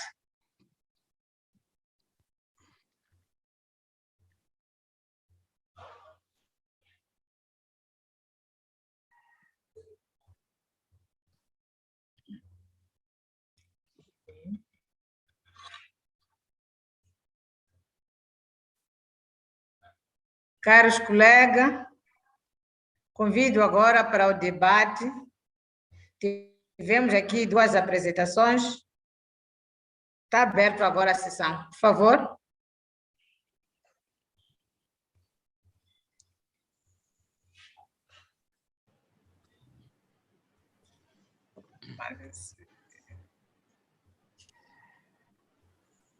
Madam Chair.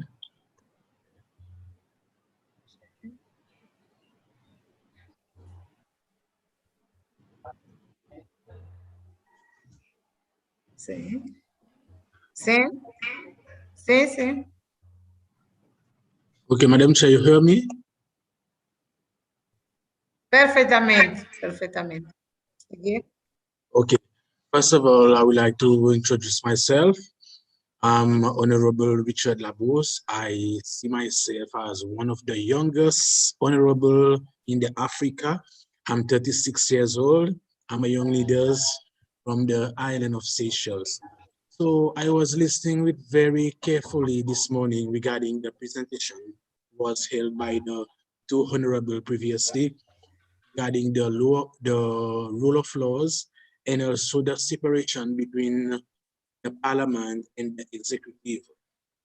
But as a young African leader, sometimes I still asking myself about the way in Africa, the process of democracy that's still going on. Well, like in Seychelles, our democracy is still a very young one at the moment. We just kick off with our second republic in 1993. So since then, we have 7 parliament elections. So that means I'm the 7th elected member from my constituent. So regarding the conversation regarding the rule of laws, and most of the time, especially in the continent, it's end up in conflicts. So my question in my mind now, so how voluntary or how honorable the African leaders have in their heart to try to resolve the conflict in a very democratic way. Like my country, we have been in only in one government since 1977, because we have a coup, and since 2020, we first have our first elected government, and I think it's the second time, or if I use that word correctly, that the Secheba people has experience under their government. So that process was go well in a very, very, very well friendly manners. From previously, some people has been worried about how this solution will be, especially about a party who has been in power for 42 years. But frankly say, and I'm very happy to say that this process was going very smoothly and both sides has been understable, and now the country is still going on. So again, the question remains for the young people in Africa now, especially the young parliament. So how sincere we are to make sure that we respect the rule of law, especially regarding practice.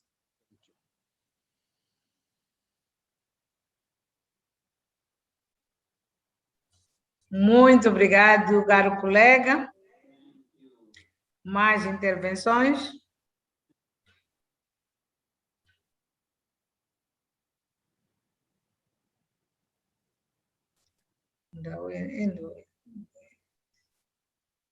Tem a palavra deputado Dwayne, Zimbabwe.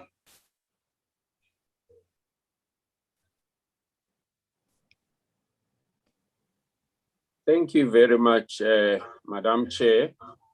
And thank you very much to our very eloquent presenters, Professor Maduku and Justice Dingake. My question maybe could be directed to Professor Maduku on constitutionalism and rule of law.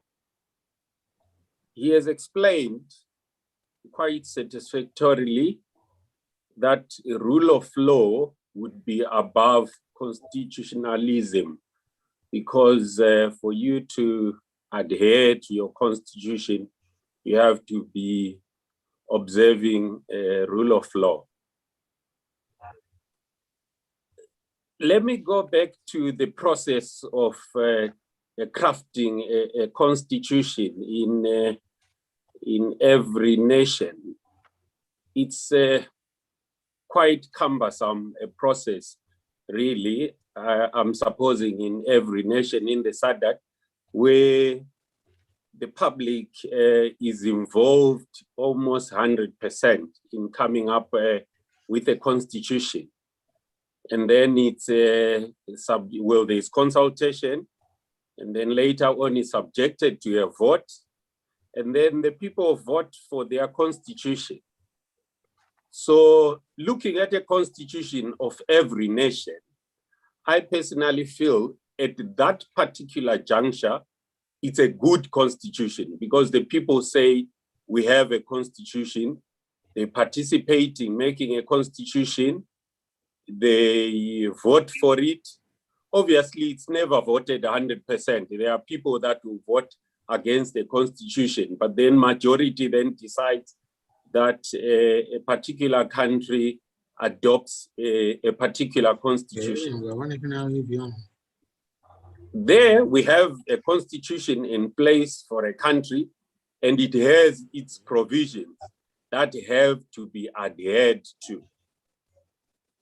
Let me draw you closer to my country, Madam President. When you try and follow your constitution, good or bad, but you are trying to follow the constitution that has been adopted by the people. We have a section in our constitution, section 129, 1 subsection K, I think, on disqualification of members of parliament. The people, the constitution and the people, that means, agreed that if a member ceases to be a member of a political party that elected him to parliament, and he decides to cross the floor whilst in parliament, he ceases or she ceases to be a member of parliament. It's provided for in the constitution. And like I said, I'm drawing you closer home to my situation. We have parties in Zimbabwe that are trying to use that section of the constitution to bring order within their parties by recalling members from parliament. But then there comes the problem. Then there are some misgivings from the same political parties that then say, oh, this is unfair, there are some misgivings, this is wrong, this is not constitutional, this is a bad law. And I personally feel at that juncture, instead of this outcry, is it not best for people to clamor for a change of constitution than pointing fingers? Because the constitution is there and it's being used to the book. Well, legally, yes, the professor said there are bad laws, and if bad laws are being adhered to, they are not sanitized. But at this particular juncture, we are following the constitution. So my question where I need clarification is, can the constitution not be adhered to because of these cries? Or these people should direct their complaints on change of the constitution? Because as the constitution is, it's being adhered to, and parties are using that section of the constitution to recall their members. It's not the ruling party's fault that they are recalling each other. It's provided for in the constitution. I thank you, Madam Chair.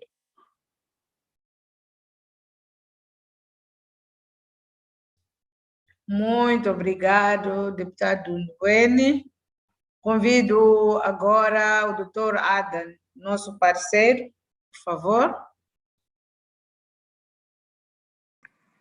Thank you very much, Honorable Chair. Good morning, Honorables. Thank you very much for giving me this opportunity.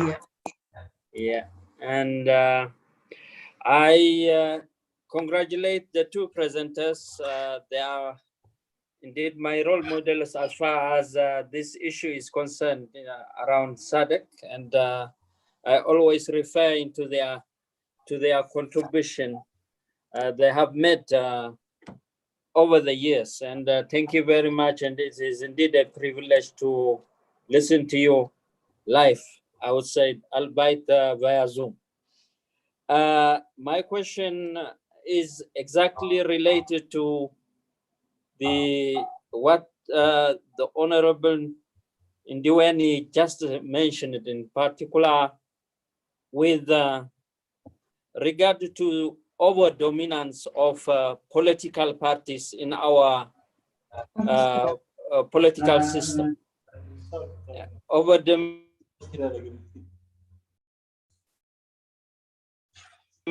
as the only avenue to a state and the decision-making organs. And in that, honorables, in whatever way they are elected, they are indeed under the mercy of the political parties. And all the recommendations that you have made and the analysis you presented, they are well placed. However, the reality that dominates our political systems are highly dominated by party loyalty. And how do, in real terms, how do honorables or parliamentarians balance between the two? And this is my question. And I think recommend conditions to have some sort of practicability and a chance to be applied, it is good to refer to normative provisions and the normative values. But at the end of the day, they have to come to the reality and respond to it. So I would like you to really put us into the picture. How do the parliamentarians balance between their constitutional responsibility for speaking, to speak for the people, to represent their constituency, but also at the same time become loyal to their political party? Thank you very much. I appreciate it.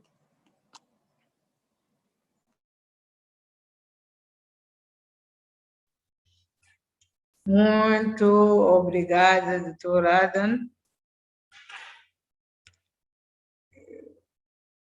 Lesoto, tem a palavra. Caro colega, Soto, tem a palavra.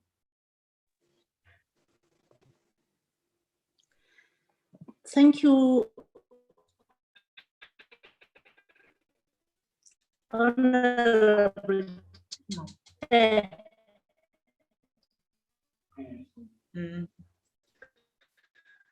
I have a question here from both of them share the same capacity MPs. What can they say? Because in most countries, you'll find that the parliamentarians are not that educated. But at the same time, I expected to make quality laws and hold government accountable in every instance. So I'm just asking them, is it not going to help us if the standards are set for one to become a parliamentarian? I think, Honorable Chair, we as MPs, as our presenters have indicated, we have roles, and important roles for that matter, that of making laws, that of making government accountable, and that of representing our people. But at the same time, this means that we have to ensure that the executive doesn't allow violation of the Constitution by security agencies and other government departments.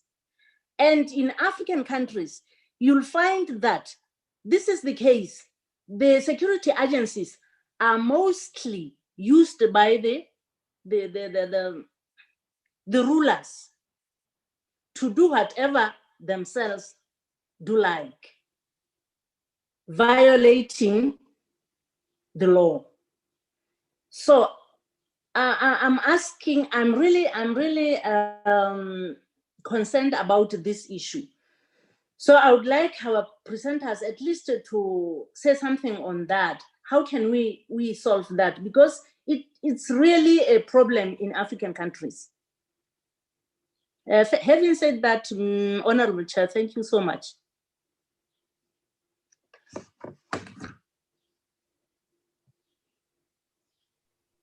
Obrigada, cara colega. Neste momento, quero convidar a secretária-geral a fazer uso da palavra. Thank you very much, Chair.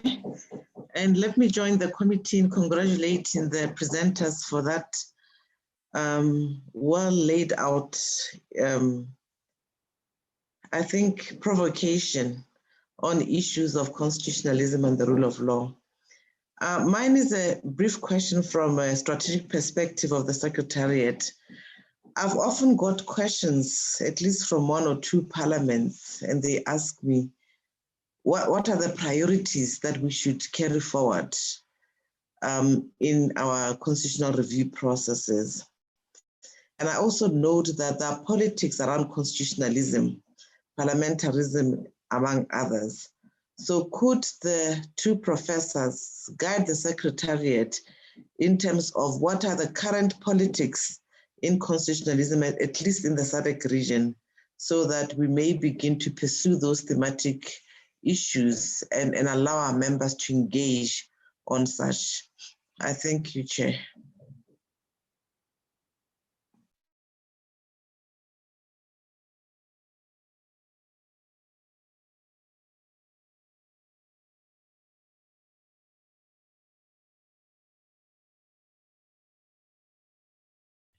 Muito obrigada, senhora secretária-geral. Pelos vistos, não temos mais pedido de palavra. E, neste momento, vou convidar aos nossos palestrantes, vão seguindo a sequência de como apresentaram, começando pelo doutor Maduco, para algumas considerações, para a resposta de algumas considerações que achar pertinente, e depois seguirá o doutor Dingak. Muito obrigada.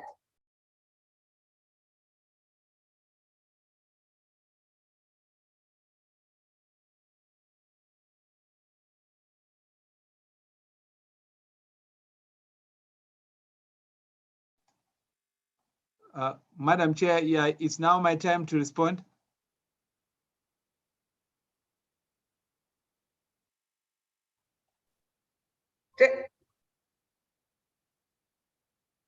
Mas tenho aqui a indicação, parece que a secretária-geral queria falar, não sei se é... Okay, it's Professor Madugu. Am I coming in? Do you want me to respond now? Chairperson, the SG actually took the floor and asked their question. Sim.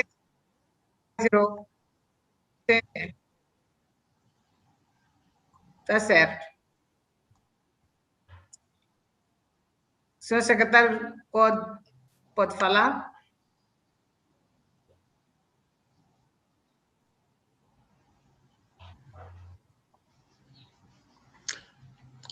Interpretation? Sim. Eu agora convido o doutor Maduco para seguir. Parei porque vi que parecia que tinha indicação de que a secretária queria falar, mas não é o caso. Pode prosseguir, doutor.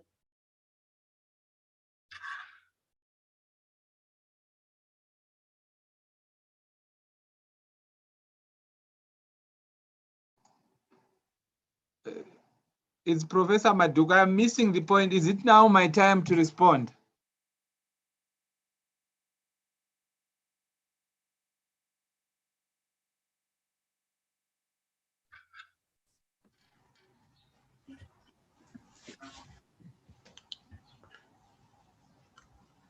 Hello. Hello, Sokurasha.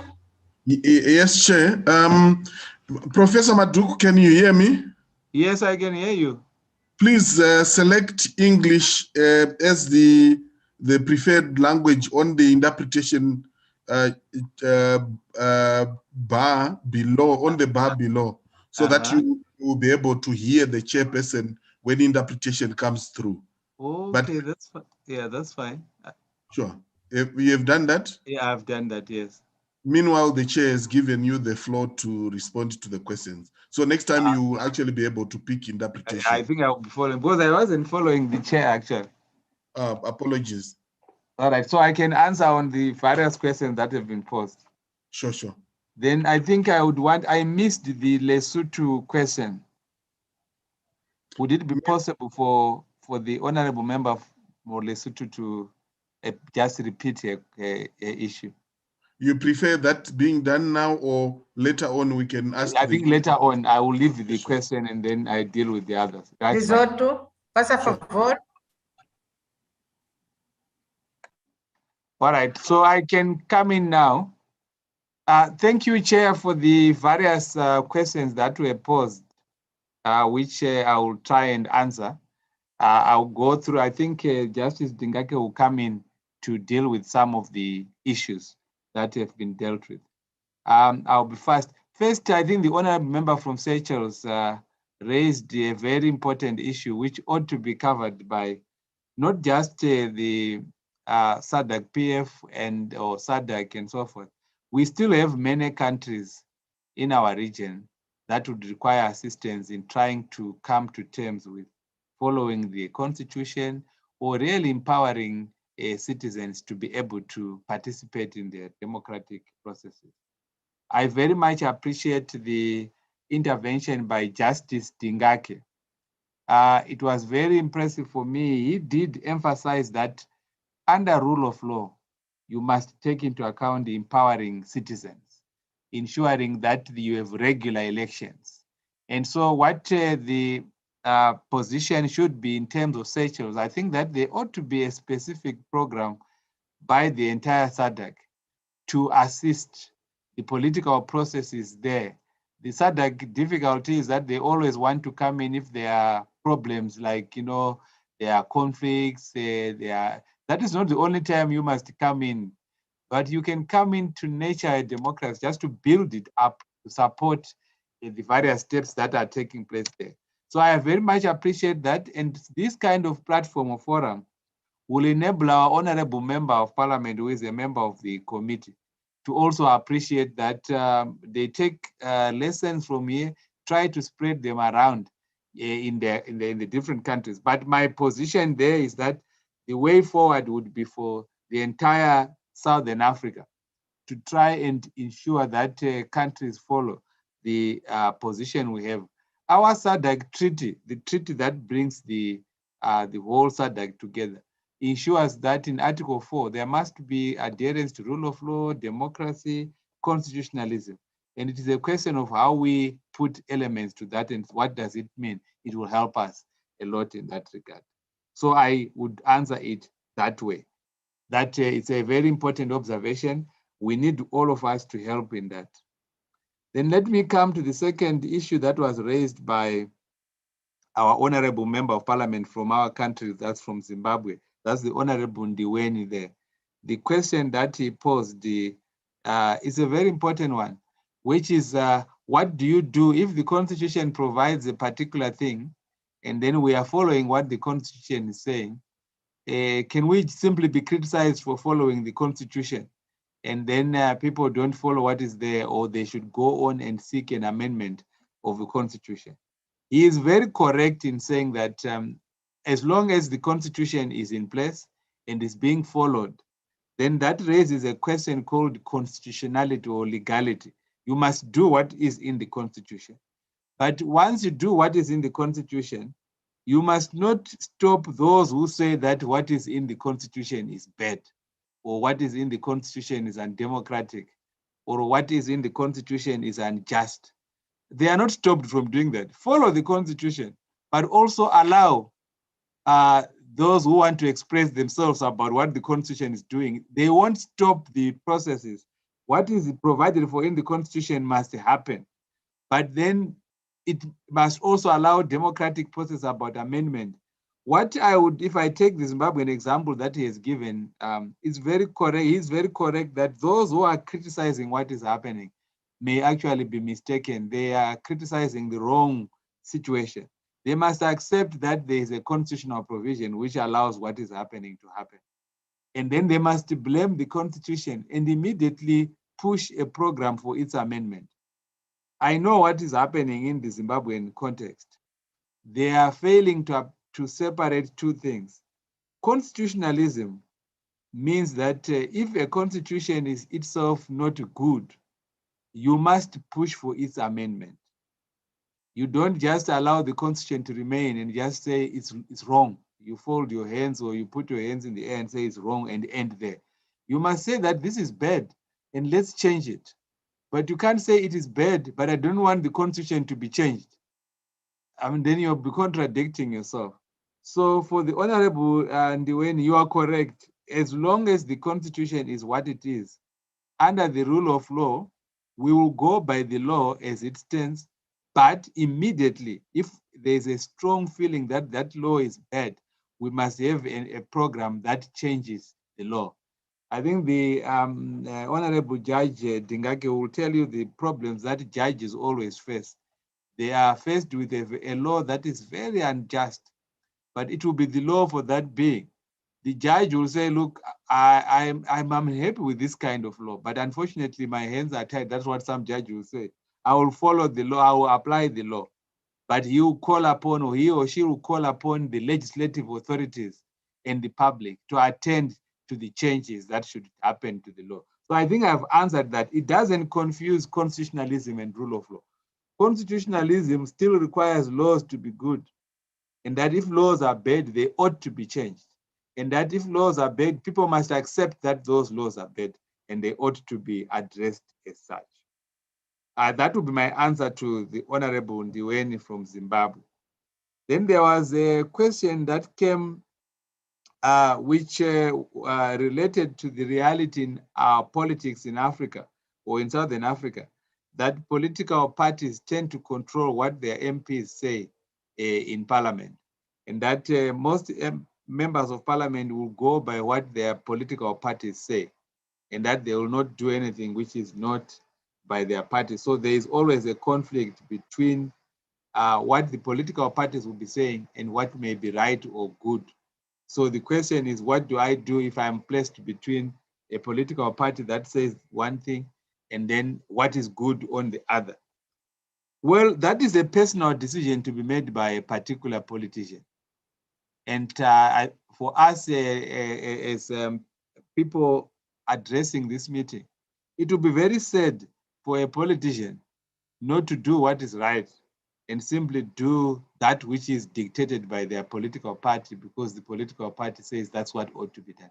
If the political party tells you to do something which is very, very wrong, then I believe that in every constitution, it might not be put across directly, but a member of parliament who is a politician must have what we call a conscience. They must have a conscience there. They must know that certain things are wrong. And you cannot do certain things simply because they are dictated by someone. A person must not go to parliament to be a rubber stamp, to be a tool for others. I will do it because my political party says I must do it. There might be times when people have to separate their ways from their political parties, depending, of course, on the political system. But if a member of parliament chooses to go all the way and every time go by their political party, that will be their political choice. Sometimes it can work for them as persons, but it will not work for the entire society. These are just our personal views, but every constitution contemplates a situation where members of parliament are individuals who are guided by what is right and ultimately do what is dictated by their conscience. And I will advise that that be the proper way to do, or you try and engage your political superiors in your political party. You argue with them for them to see why it might not make sense to go in a particular way. I've seen so many instances across the world and also in Southern Africa where members of political parties ultimately vote in a given way, which is not necessarily what their political party say. If you do it in the right way, you earn a lot of respect and then it gives the political system much substance. Now, as I close on that point, I have not come across a constitution in Southern Africa. Any of all our constitutions, and I'm saying this from really a position of having gone through the constitution, no constitution gives authority to a political party to tell an MP what to do. In fact, the political party, yes, sponsors your election to parliament. There is a party whip who may be telling you what to do. But the constitution works on the basis that each member of parliament is an individual with a mind and with an interest in the interests of the people. And that the political parties must know that the members of parliament there, society relies on the good will and the good judgment of the individual political member and not the individual political party. That would be my response to that. I can always come back to those. Then, Madam Chair, I did miss the question from Lesotho. I missed that question. So I would be really, if possible, give the Lesotho person just to repeat the question so that I could answer it. So I will stop there. I haven't answered the question from Lesotho. I missed it a bit and so on. So if I could hear that question. Thank you.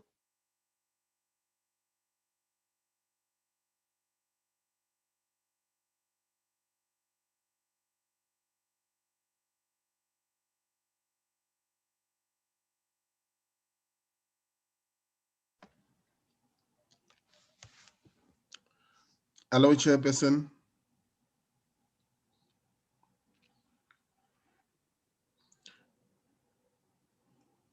Honorable Chair, yes, the request from Professor Madu is for the Member of Parliament from Lesotho to repeat your question.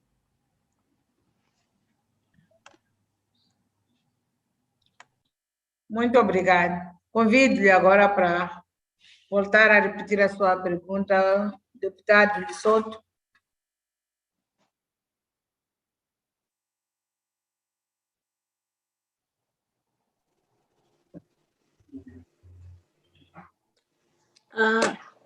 Thank you very much, Honorable Chair.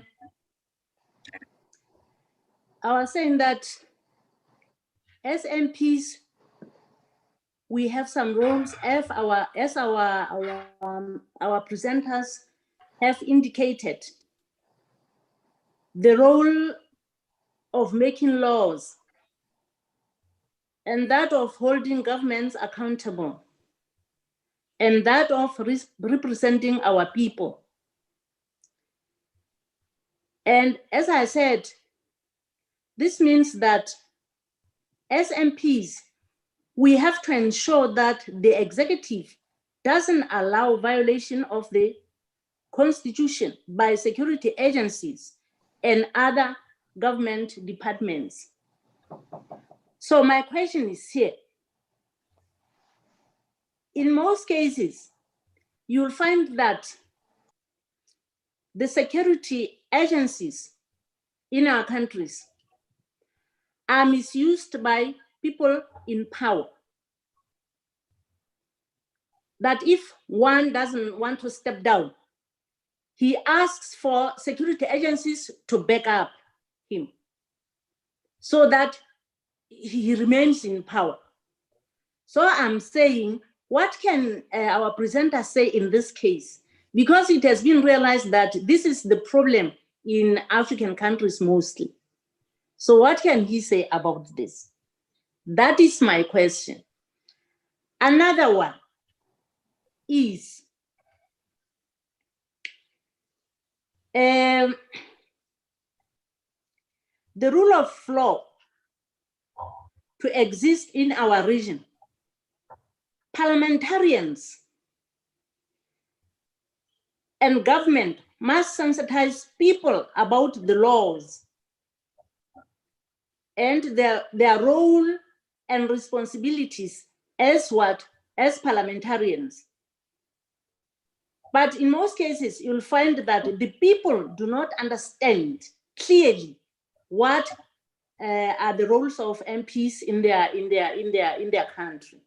So much that you'll find that they are expecting too much petty things, one can say, from MPs. So I'm a little worried about the civic education which could be held for the people in a country. How can we approach this? How can he help us to at least to make our people to understand clearly what the role of the MPs is in our country? Thank you very much, Honorable Chair.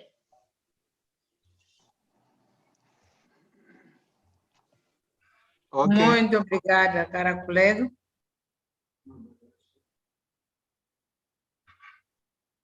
Vejo a mão também do colega de Madagascar. Acho que tem uma questão a apresentar? Por favor.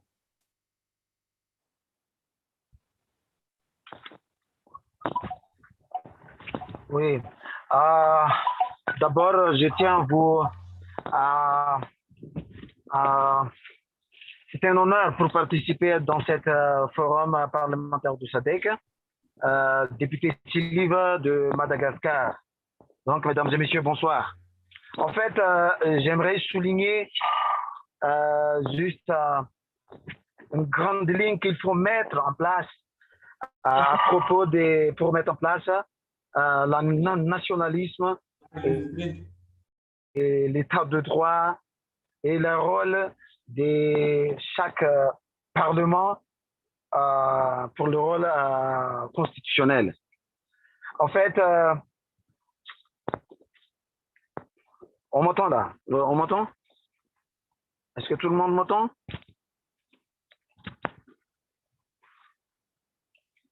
Vous m'entendez, cher honorable? Yes, honorable member. Yes, honorable member. The members can hear you. D'accord. Donc, avant de mettre en place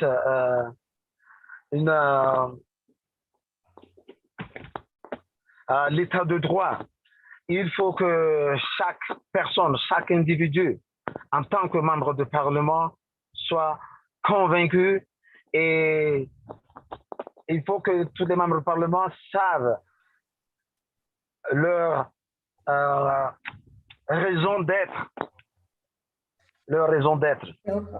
en tant que parlement. Donc, en tant que membre de la SADC, il faut qu'on mette en place une vague de conscientisation de chaque membre, de leur rôle, de leur devoir en tant que membre de parlement. Et ça demande vraiment une communication parce qu'il s'agit de conscientisation de chaque membre. Juste une petite remarque vient de Madagascar parce que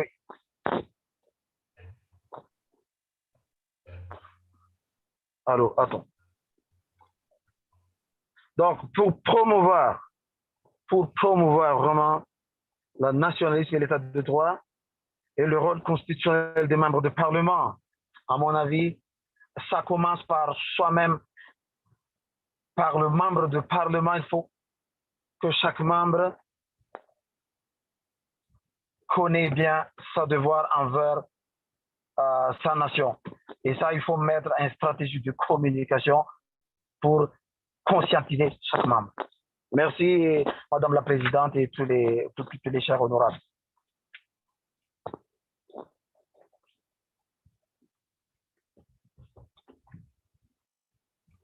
Obrigado, caro colega.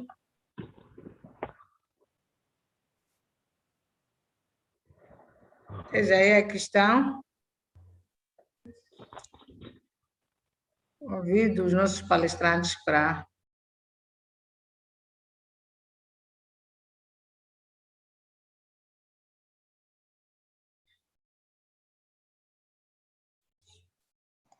Okay, I can start, Madam Chair, by continuing with the answers I was giving, and I think Justice Tingake will then come in.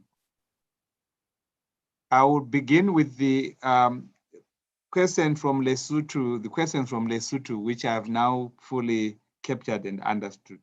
They are very, very good questions, in the sense that they raise very serious issues. And I think those are the issues that are the reason for us having such kind of a forum or such kind of really a workshop or a discussion. The first issue relates to security agencies that may actually not be following any law or following the Constitution.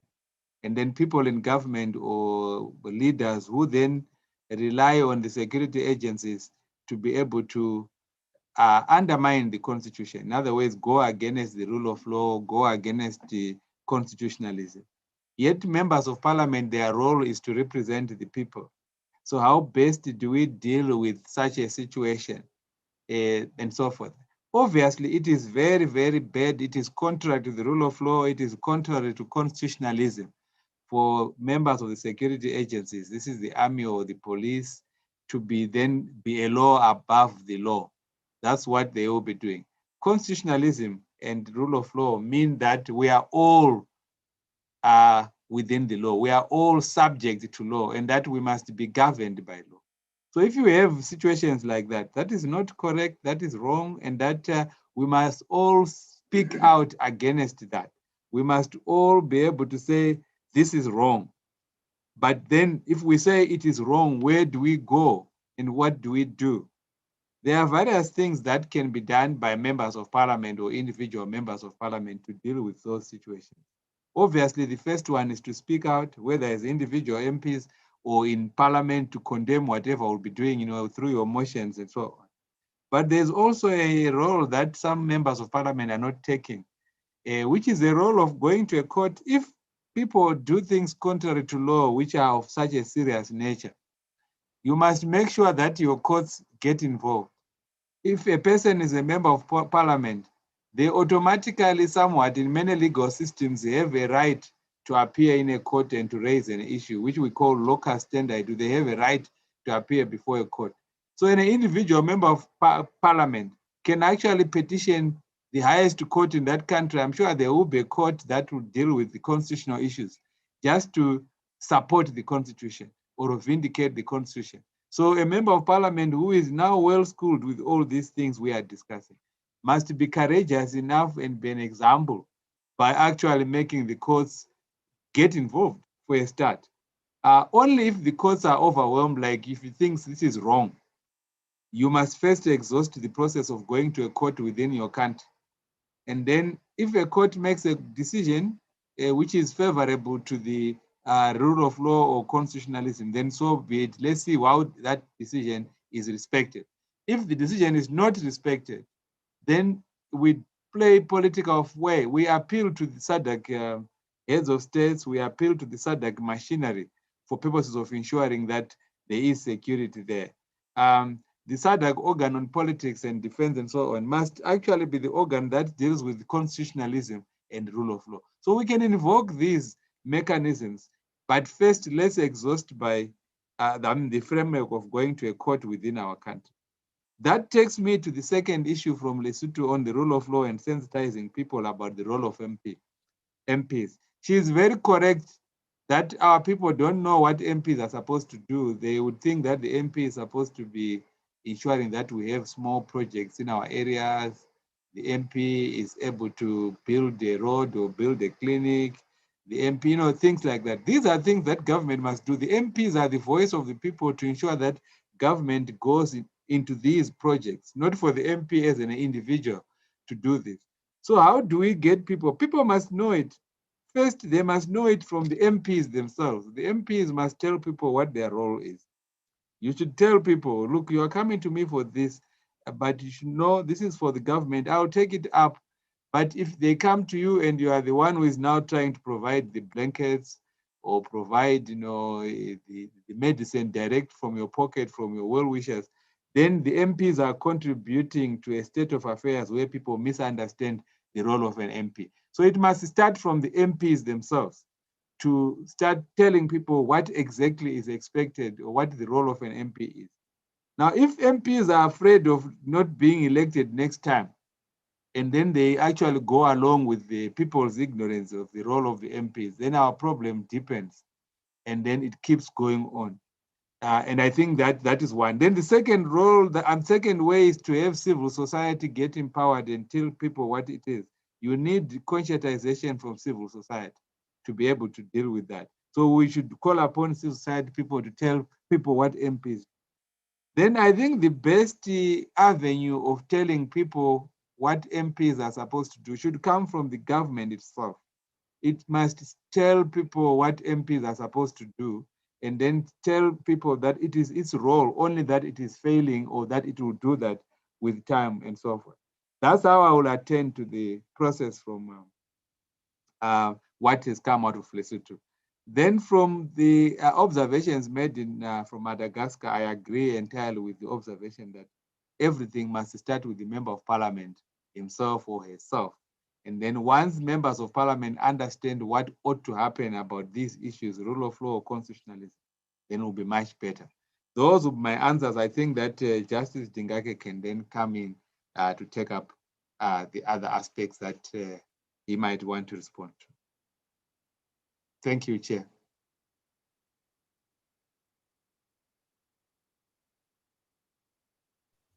Muito obrigado.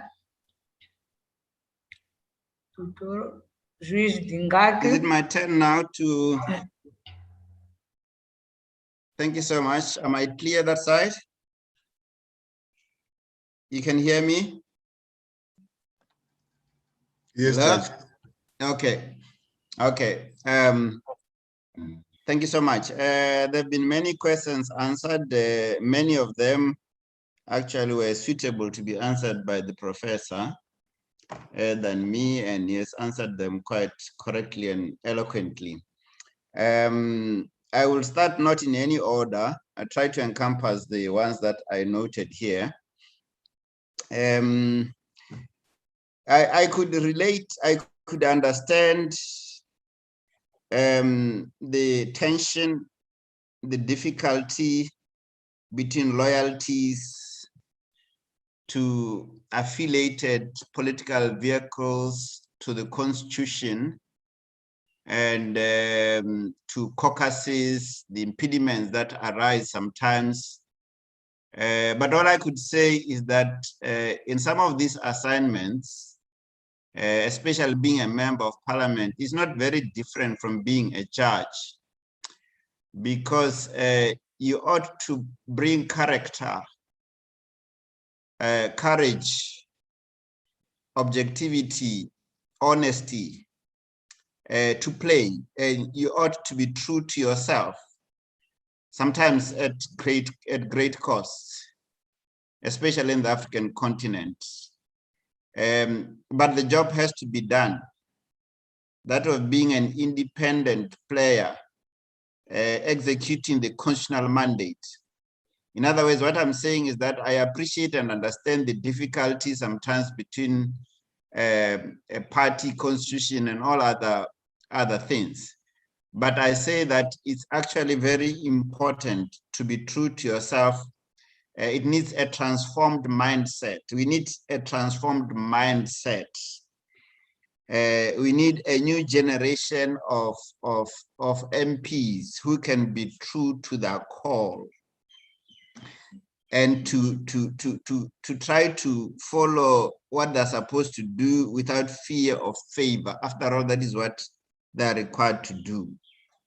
You see, I often say, Madam Chair, that a constitution is just a promissory note. It's a set of promises. It promises constitutionalism, the rule of law, good governance. It promises the marginalized rights, respect and promotion of rights, the vulnerable. It promised them equality before the law, non-discrimination. But we know the reality. The reality on the ground is that notwithstanding these promises, we continue to discriminate unfairly against members of key populations, the disabled, those living and affected by HIV. We continue to enforce laws that are contrary to good order and good governance of our countries. But even where constitutions empower us to do that, we don't have the courage and the ability to do it. So we need some transformed mindsets in order to transform these promissory notes called constitutions, to breathe life into them. That challenge is of course not only for MPs, it's also for civil society and for us as ordinary citizens to do our part. Until such time that we can do that, will not make much progress. That was by way of answering in the manner consistent to the station I occupy. That is how far I can frame the challenge around divided loyalties. And of course, we have a legal framework where the separation of powers that we talked about as a feature of the rule of law that the professor emphasized, and I agree with him, that you need to ensure as MPs that there is separation of powers, is often then made difficult by the legal framework in our different countries. In some countries, the separation of powers is very loose. You have MPs who are members of the executive. It's a very loose separation of powers where an MP is also a member of cabinet, a member of the executive. Often one of the functions has to suffer as a result. The question may then arise in that particular country, depending on the circumstances and wishes of the people, whether that arrangement is worth pursuing or we need a total separation of powers. And if that is the broad sentiment of the people, that they need a broad separation of powers in which a member of parliament can't be in cabinet because of separation of powers, then that is when then we need then to reform the constitution to ensure that we indeed have separation of powers that we require depending on the circumstances of each country. But that could be a challenge. I emphasize again what Professor said. In most of our constitutions, actually, members of parliament have what is called free mandate system. They're sent into parliament as individuals and not as party members. In fact, I often say in my own country, in Botswana, the constitution does not mention, the word political party doesn't feature at all. I think even in the Electoral Act, the political party doesn't feature at all. Is the candidate, the individual that features.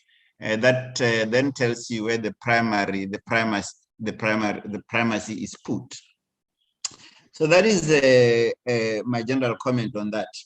Madam Secretary General asked about what are the priorities that we should carry forward in the constitutional review process. And permit me, Chair, to put this contextual caveat, which I did last week when I had occasion at a similar meeting to say. But this question it requires me to do that. I think SADC PF has done extremely well. They've done extremely well to guide MPs over time on certain priority areas that they may have determined, many of which I have mentioned, such as ending child marriage, which is a huge problem, impacting on violation of human rights, issues of the rights of those who have HIV, and issues of free and fair elections. I've emphasized all those things. The real challenge, Madam Secretary General, as I have often said, is of course that SADC PF is still in a state of evolution. And the challenge towards moving to a supranational board with full legislative powers is going to take time. We don't know how much time. What I've seen over time is that there's some dissonance or some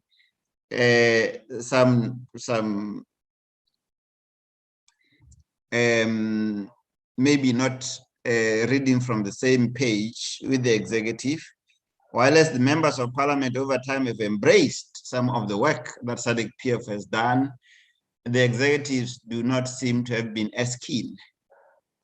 I say that point to say that may be one area you must prioritize, meaning how do you ensure that the executive who wield the power to make the modern laws work, how do you ensure that they own the products that are passed by members of parliament? So I think strategically you need to move around also engaging members of the executive. It will take you to be a tall order. It will take you sometimes. I think I'll congratulate you one day you bring a summit of heads of states. It's a good idea to consider, Madam SG, and try to revisit what the MPs have endorsed and ask the question, how can they help to advance these good ideas, and tell them that these ideas are consistent with the AU Constitutive Charter, with the AU Human Rights Charter, with the international human rights instruments that they've signed, that in other words, it's not something out of that which they don't agree, and say, how can you help us If that day comes, Madam Secretary General, you may find that a lot of the work that you have done over time, even if it is not taken on board the whole of it, some fraction of it may be able to be carried forward, because until such time we bring on board those who have the power to make things happen, we may then still have do things that we are finding difficult to implement. I've said in the past that over the years, the quality of the interventions of SADC PF has been quite progressive. I have even said that sometimes it may well be that it's living ahead of its time. But we need to bring the executive on board. Earlier when I started, I said some of the challenges, the contextual and political environment under which SADC PF operates is uneven, characterized by advances and retreats in democratization, including in some instances regression. And negotiating these tensions and twists requires, Madam Secretary General, some work in diplomacy. That is one of them. Other areas that I may suggest to you, of course, is awareness. I think you need to develop some program in which you can, it has been raised before, but I emphasize it because I think it's handy and it's doable. Develop some program, some crash course in which you can take through members of parliament around some of the things that we discussed. What is their role basically in passing legislation and all the elements that Professor beautifully traversed. I think a crash course will work. A road show may also work in terms of trying to promote among the community that you serve in SADC, that they too must be brought on board, because there's no point in just maybe equipping or capacitating MPs. And I think if you sensitize the communities about the role of parliament in promoting human rights, the rule of law, constitutionalism, the rights of the most vulnerable and the marginalized, the disabled, women and children, you may find some traction and you may find some democratic legitimacy out of that kind of exercise. There is also the issue of the independence of parliament. It's big. It's big, it's not happening. I don't know what needs to be done around that, but it should be one of our priorities, including of our judiciaries. And lastly, the institutions that support democracy seem to be weak generally and not independent. I have in mind your public protector's office, the electoral management bodies, the anti-corruption bodies. Most of them sometimes in some jurisdictions lack the independence to be relevant and to be credible and to have buy-in of the people. So that is that. Otherwise, the rest of the other questions have been answered. I wanted just to highlight some of those things. If there was time, I wanted to speak about corruption because it's part of the rule of law. Part of the reason why economic development is not reaching the people, why hospitals are not being built, schools are not being built, drugs are not being brought into our clinics and hospitals, books are not being bought for students, and many other things, has to do with corruption. In itself, bad governance. A lot of money has been siphoned out, illicit financial deals and everything has deprived the ordinary person about the dignity, the human right, just the dignity to survive, the right to public health, the right to education, the right to work, and many other things. Yet one of the priorities next, Madam Secretary General, since you asked, I think is to not just talk about corruption. I know that the AU has a convention on corruption. And the extent to which it has been useful, it's a matter of debate. But it's one of the things that you may wish to attend as a matter of urgency, because corruption is ruining our countries, our democracy, the rule of law, constitutionalism, and everything. Thank you, Madam Chair.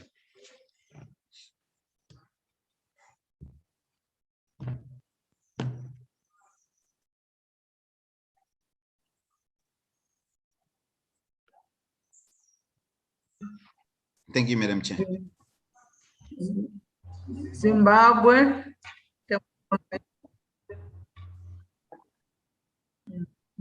Thank you very much, Madam Chair. I think it's a supplementary question which I intended to ask, but I think I overlooked it. It's directed to Professor Maduku. Professor Maduku eloquently and broadly put the roles of Parliament. He split them into four. He said the primary role would be ensuring separation of powers as number one role. The second role, he put it down as the legislative role. The third role, he put down as performing exclusive constitutional duties. And the fourth role, he put down as oversight, which is monitoring and the accountability role. My question to the professor is, out of those four listed roles, where does representation come in? Because the people that we represent mainly are interested in you representing them in Parliament. So where does he slot representation in those four roles? Thank you, Madam Chair.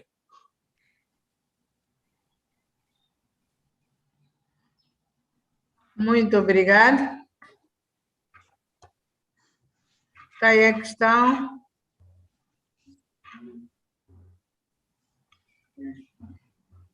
Thank you, Madam Chair. I will answer it. It's a very interesting question, Madam Chair, very interesting question. In the sense that Honorable Ndiweni there says the representation role, where does it fit in those four?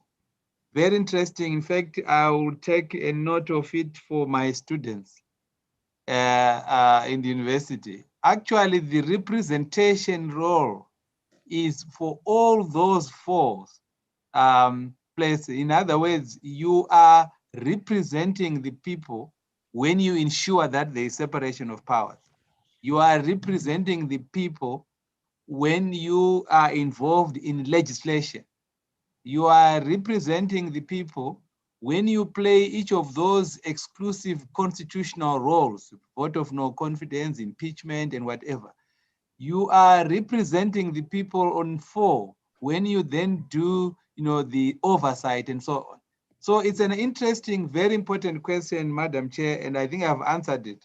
Do not put the representation role as a separate, stand-alone thing. It is because you represent the people. That is why Parliament must ensure that there is separation. It is the people saying, go out there, make sure that separation of powers remains. That's what the people are saying to you as an MP. Please, please ensure that we have separation of powers. So it's the voice of the people saying separation of powers. When you go to make laws, it is the people represent us, make the law on our behalf. And then, yeah, if you feel that the government is not to exercise your power, vote of no confidence, impeach the president, all those things, and in fact, the oversight. I think I've answered him. He must be satisfied now, I think. Thank you very much, Prof.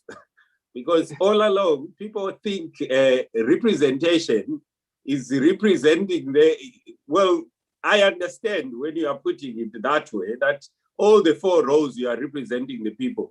But people have always had this notion that there is a standalone part that you play, whereby if they need a dam in their area, you represent their needs there and present it to Parliament as a separate role. But I understand your explanation. Thank you.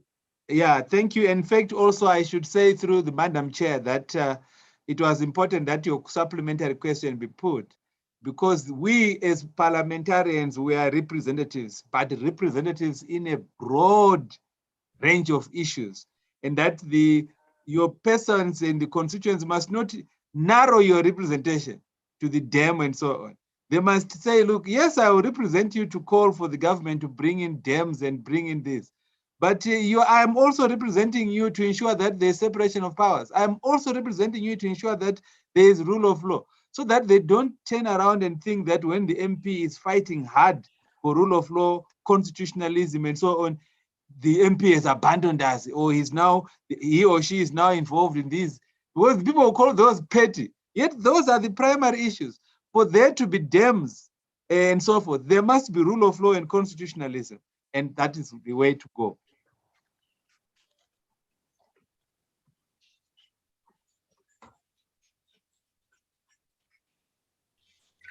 Muito obrigado.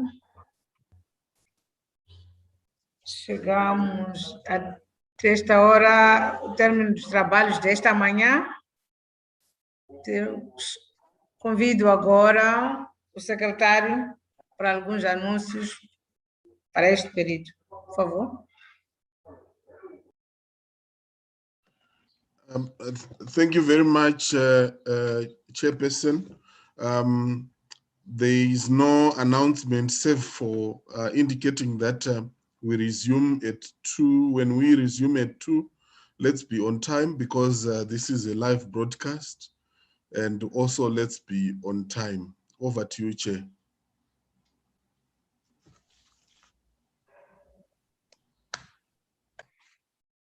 Muito obrigado, senhor secretário.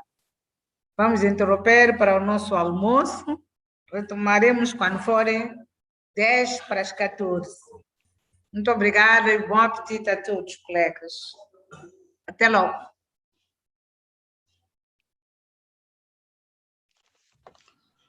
We are free to exit and re-log in. So we'll ask the host to terminate the meeting.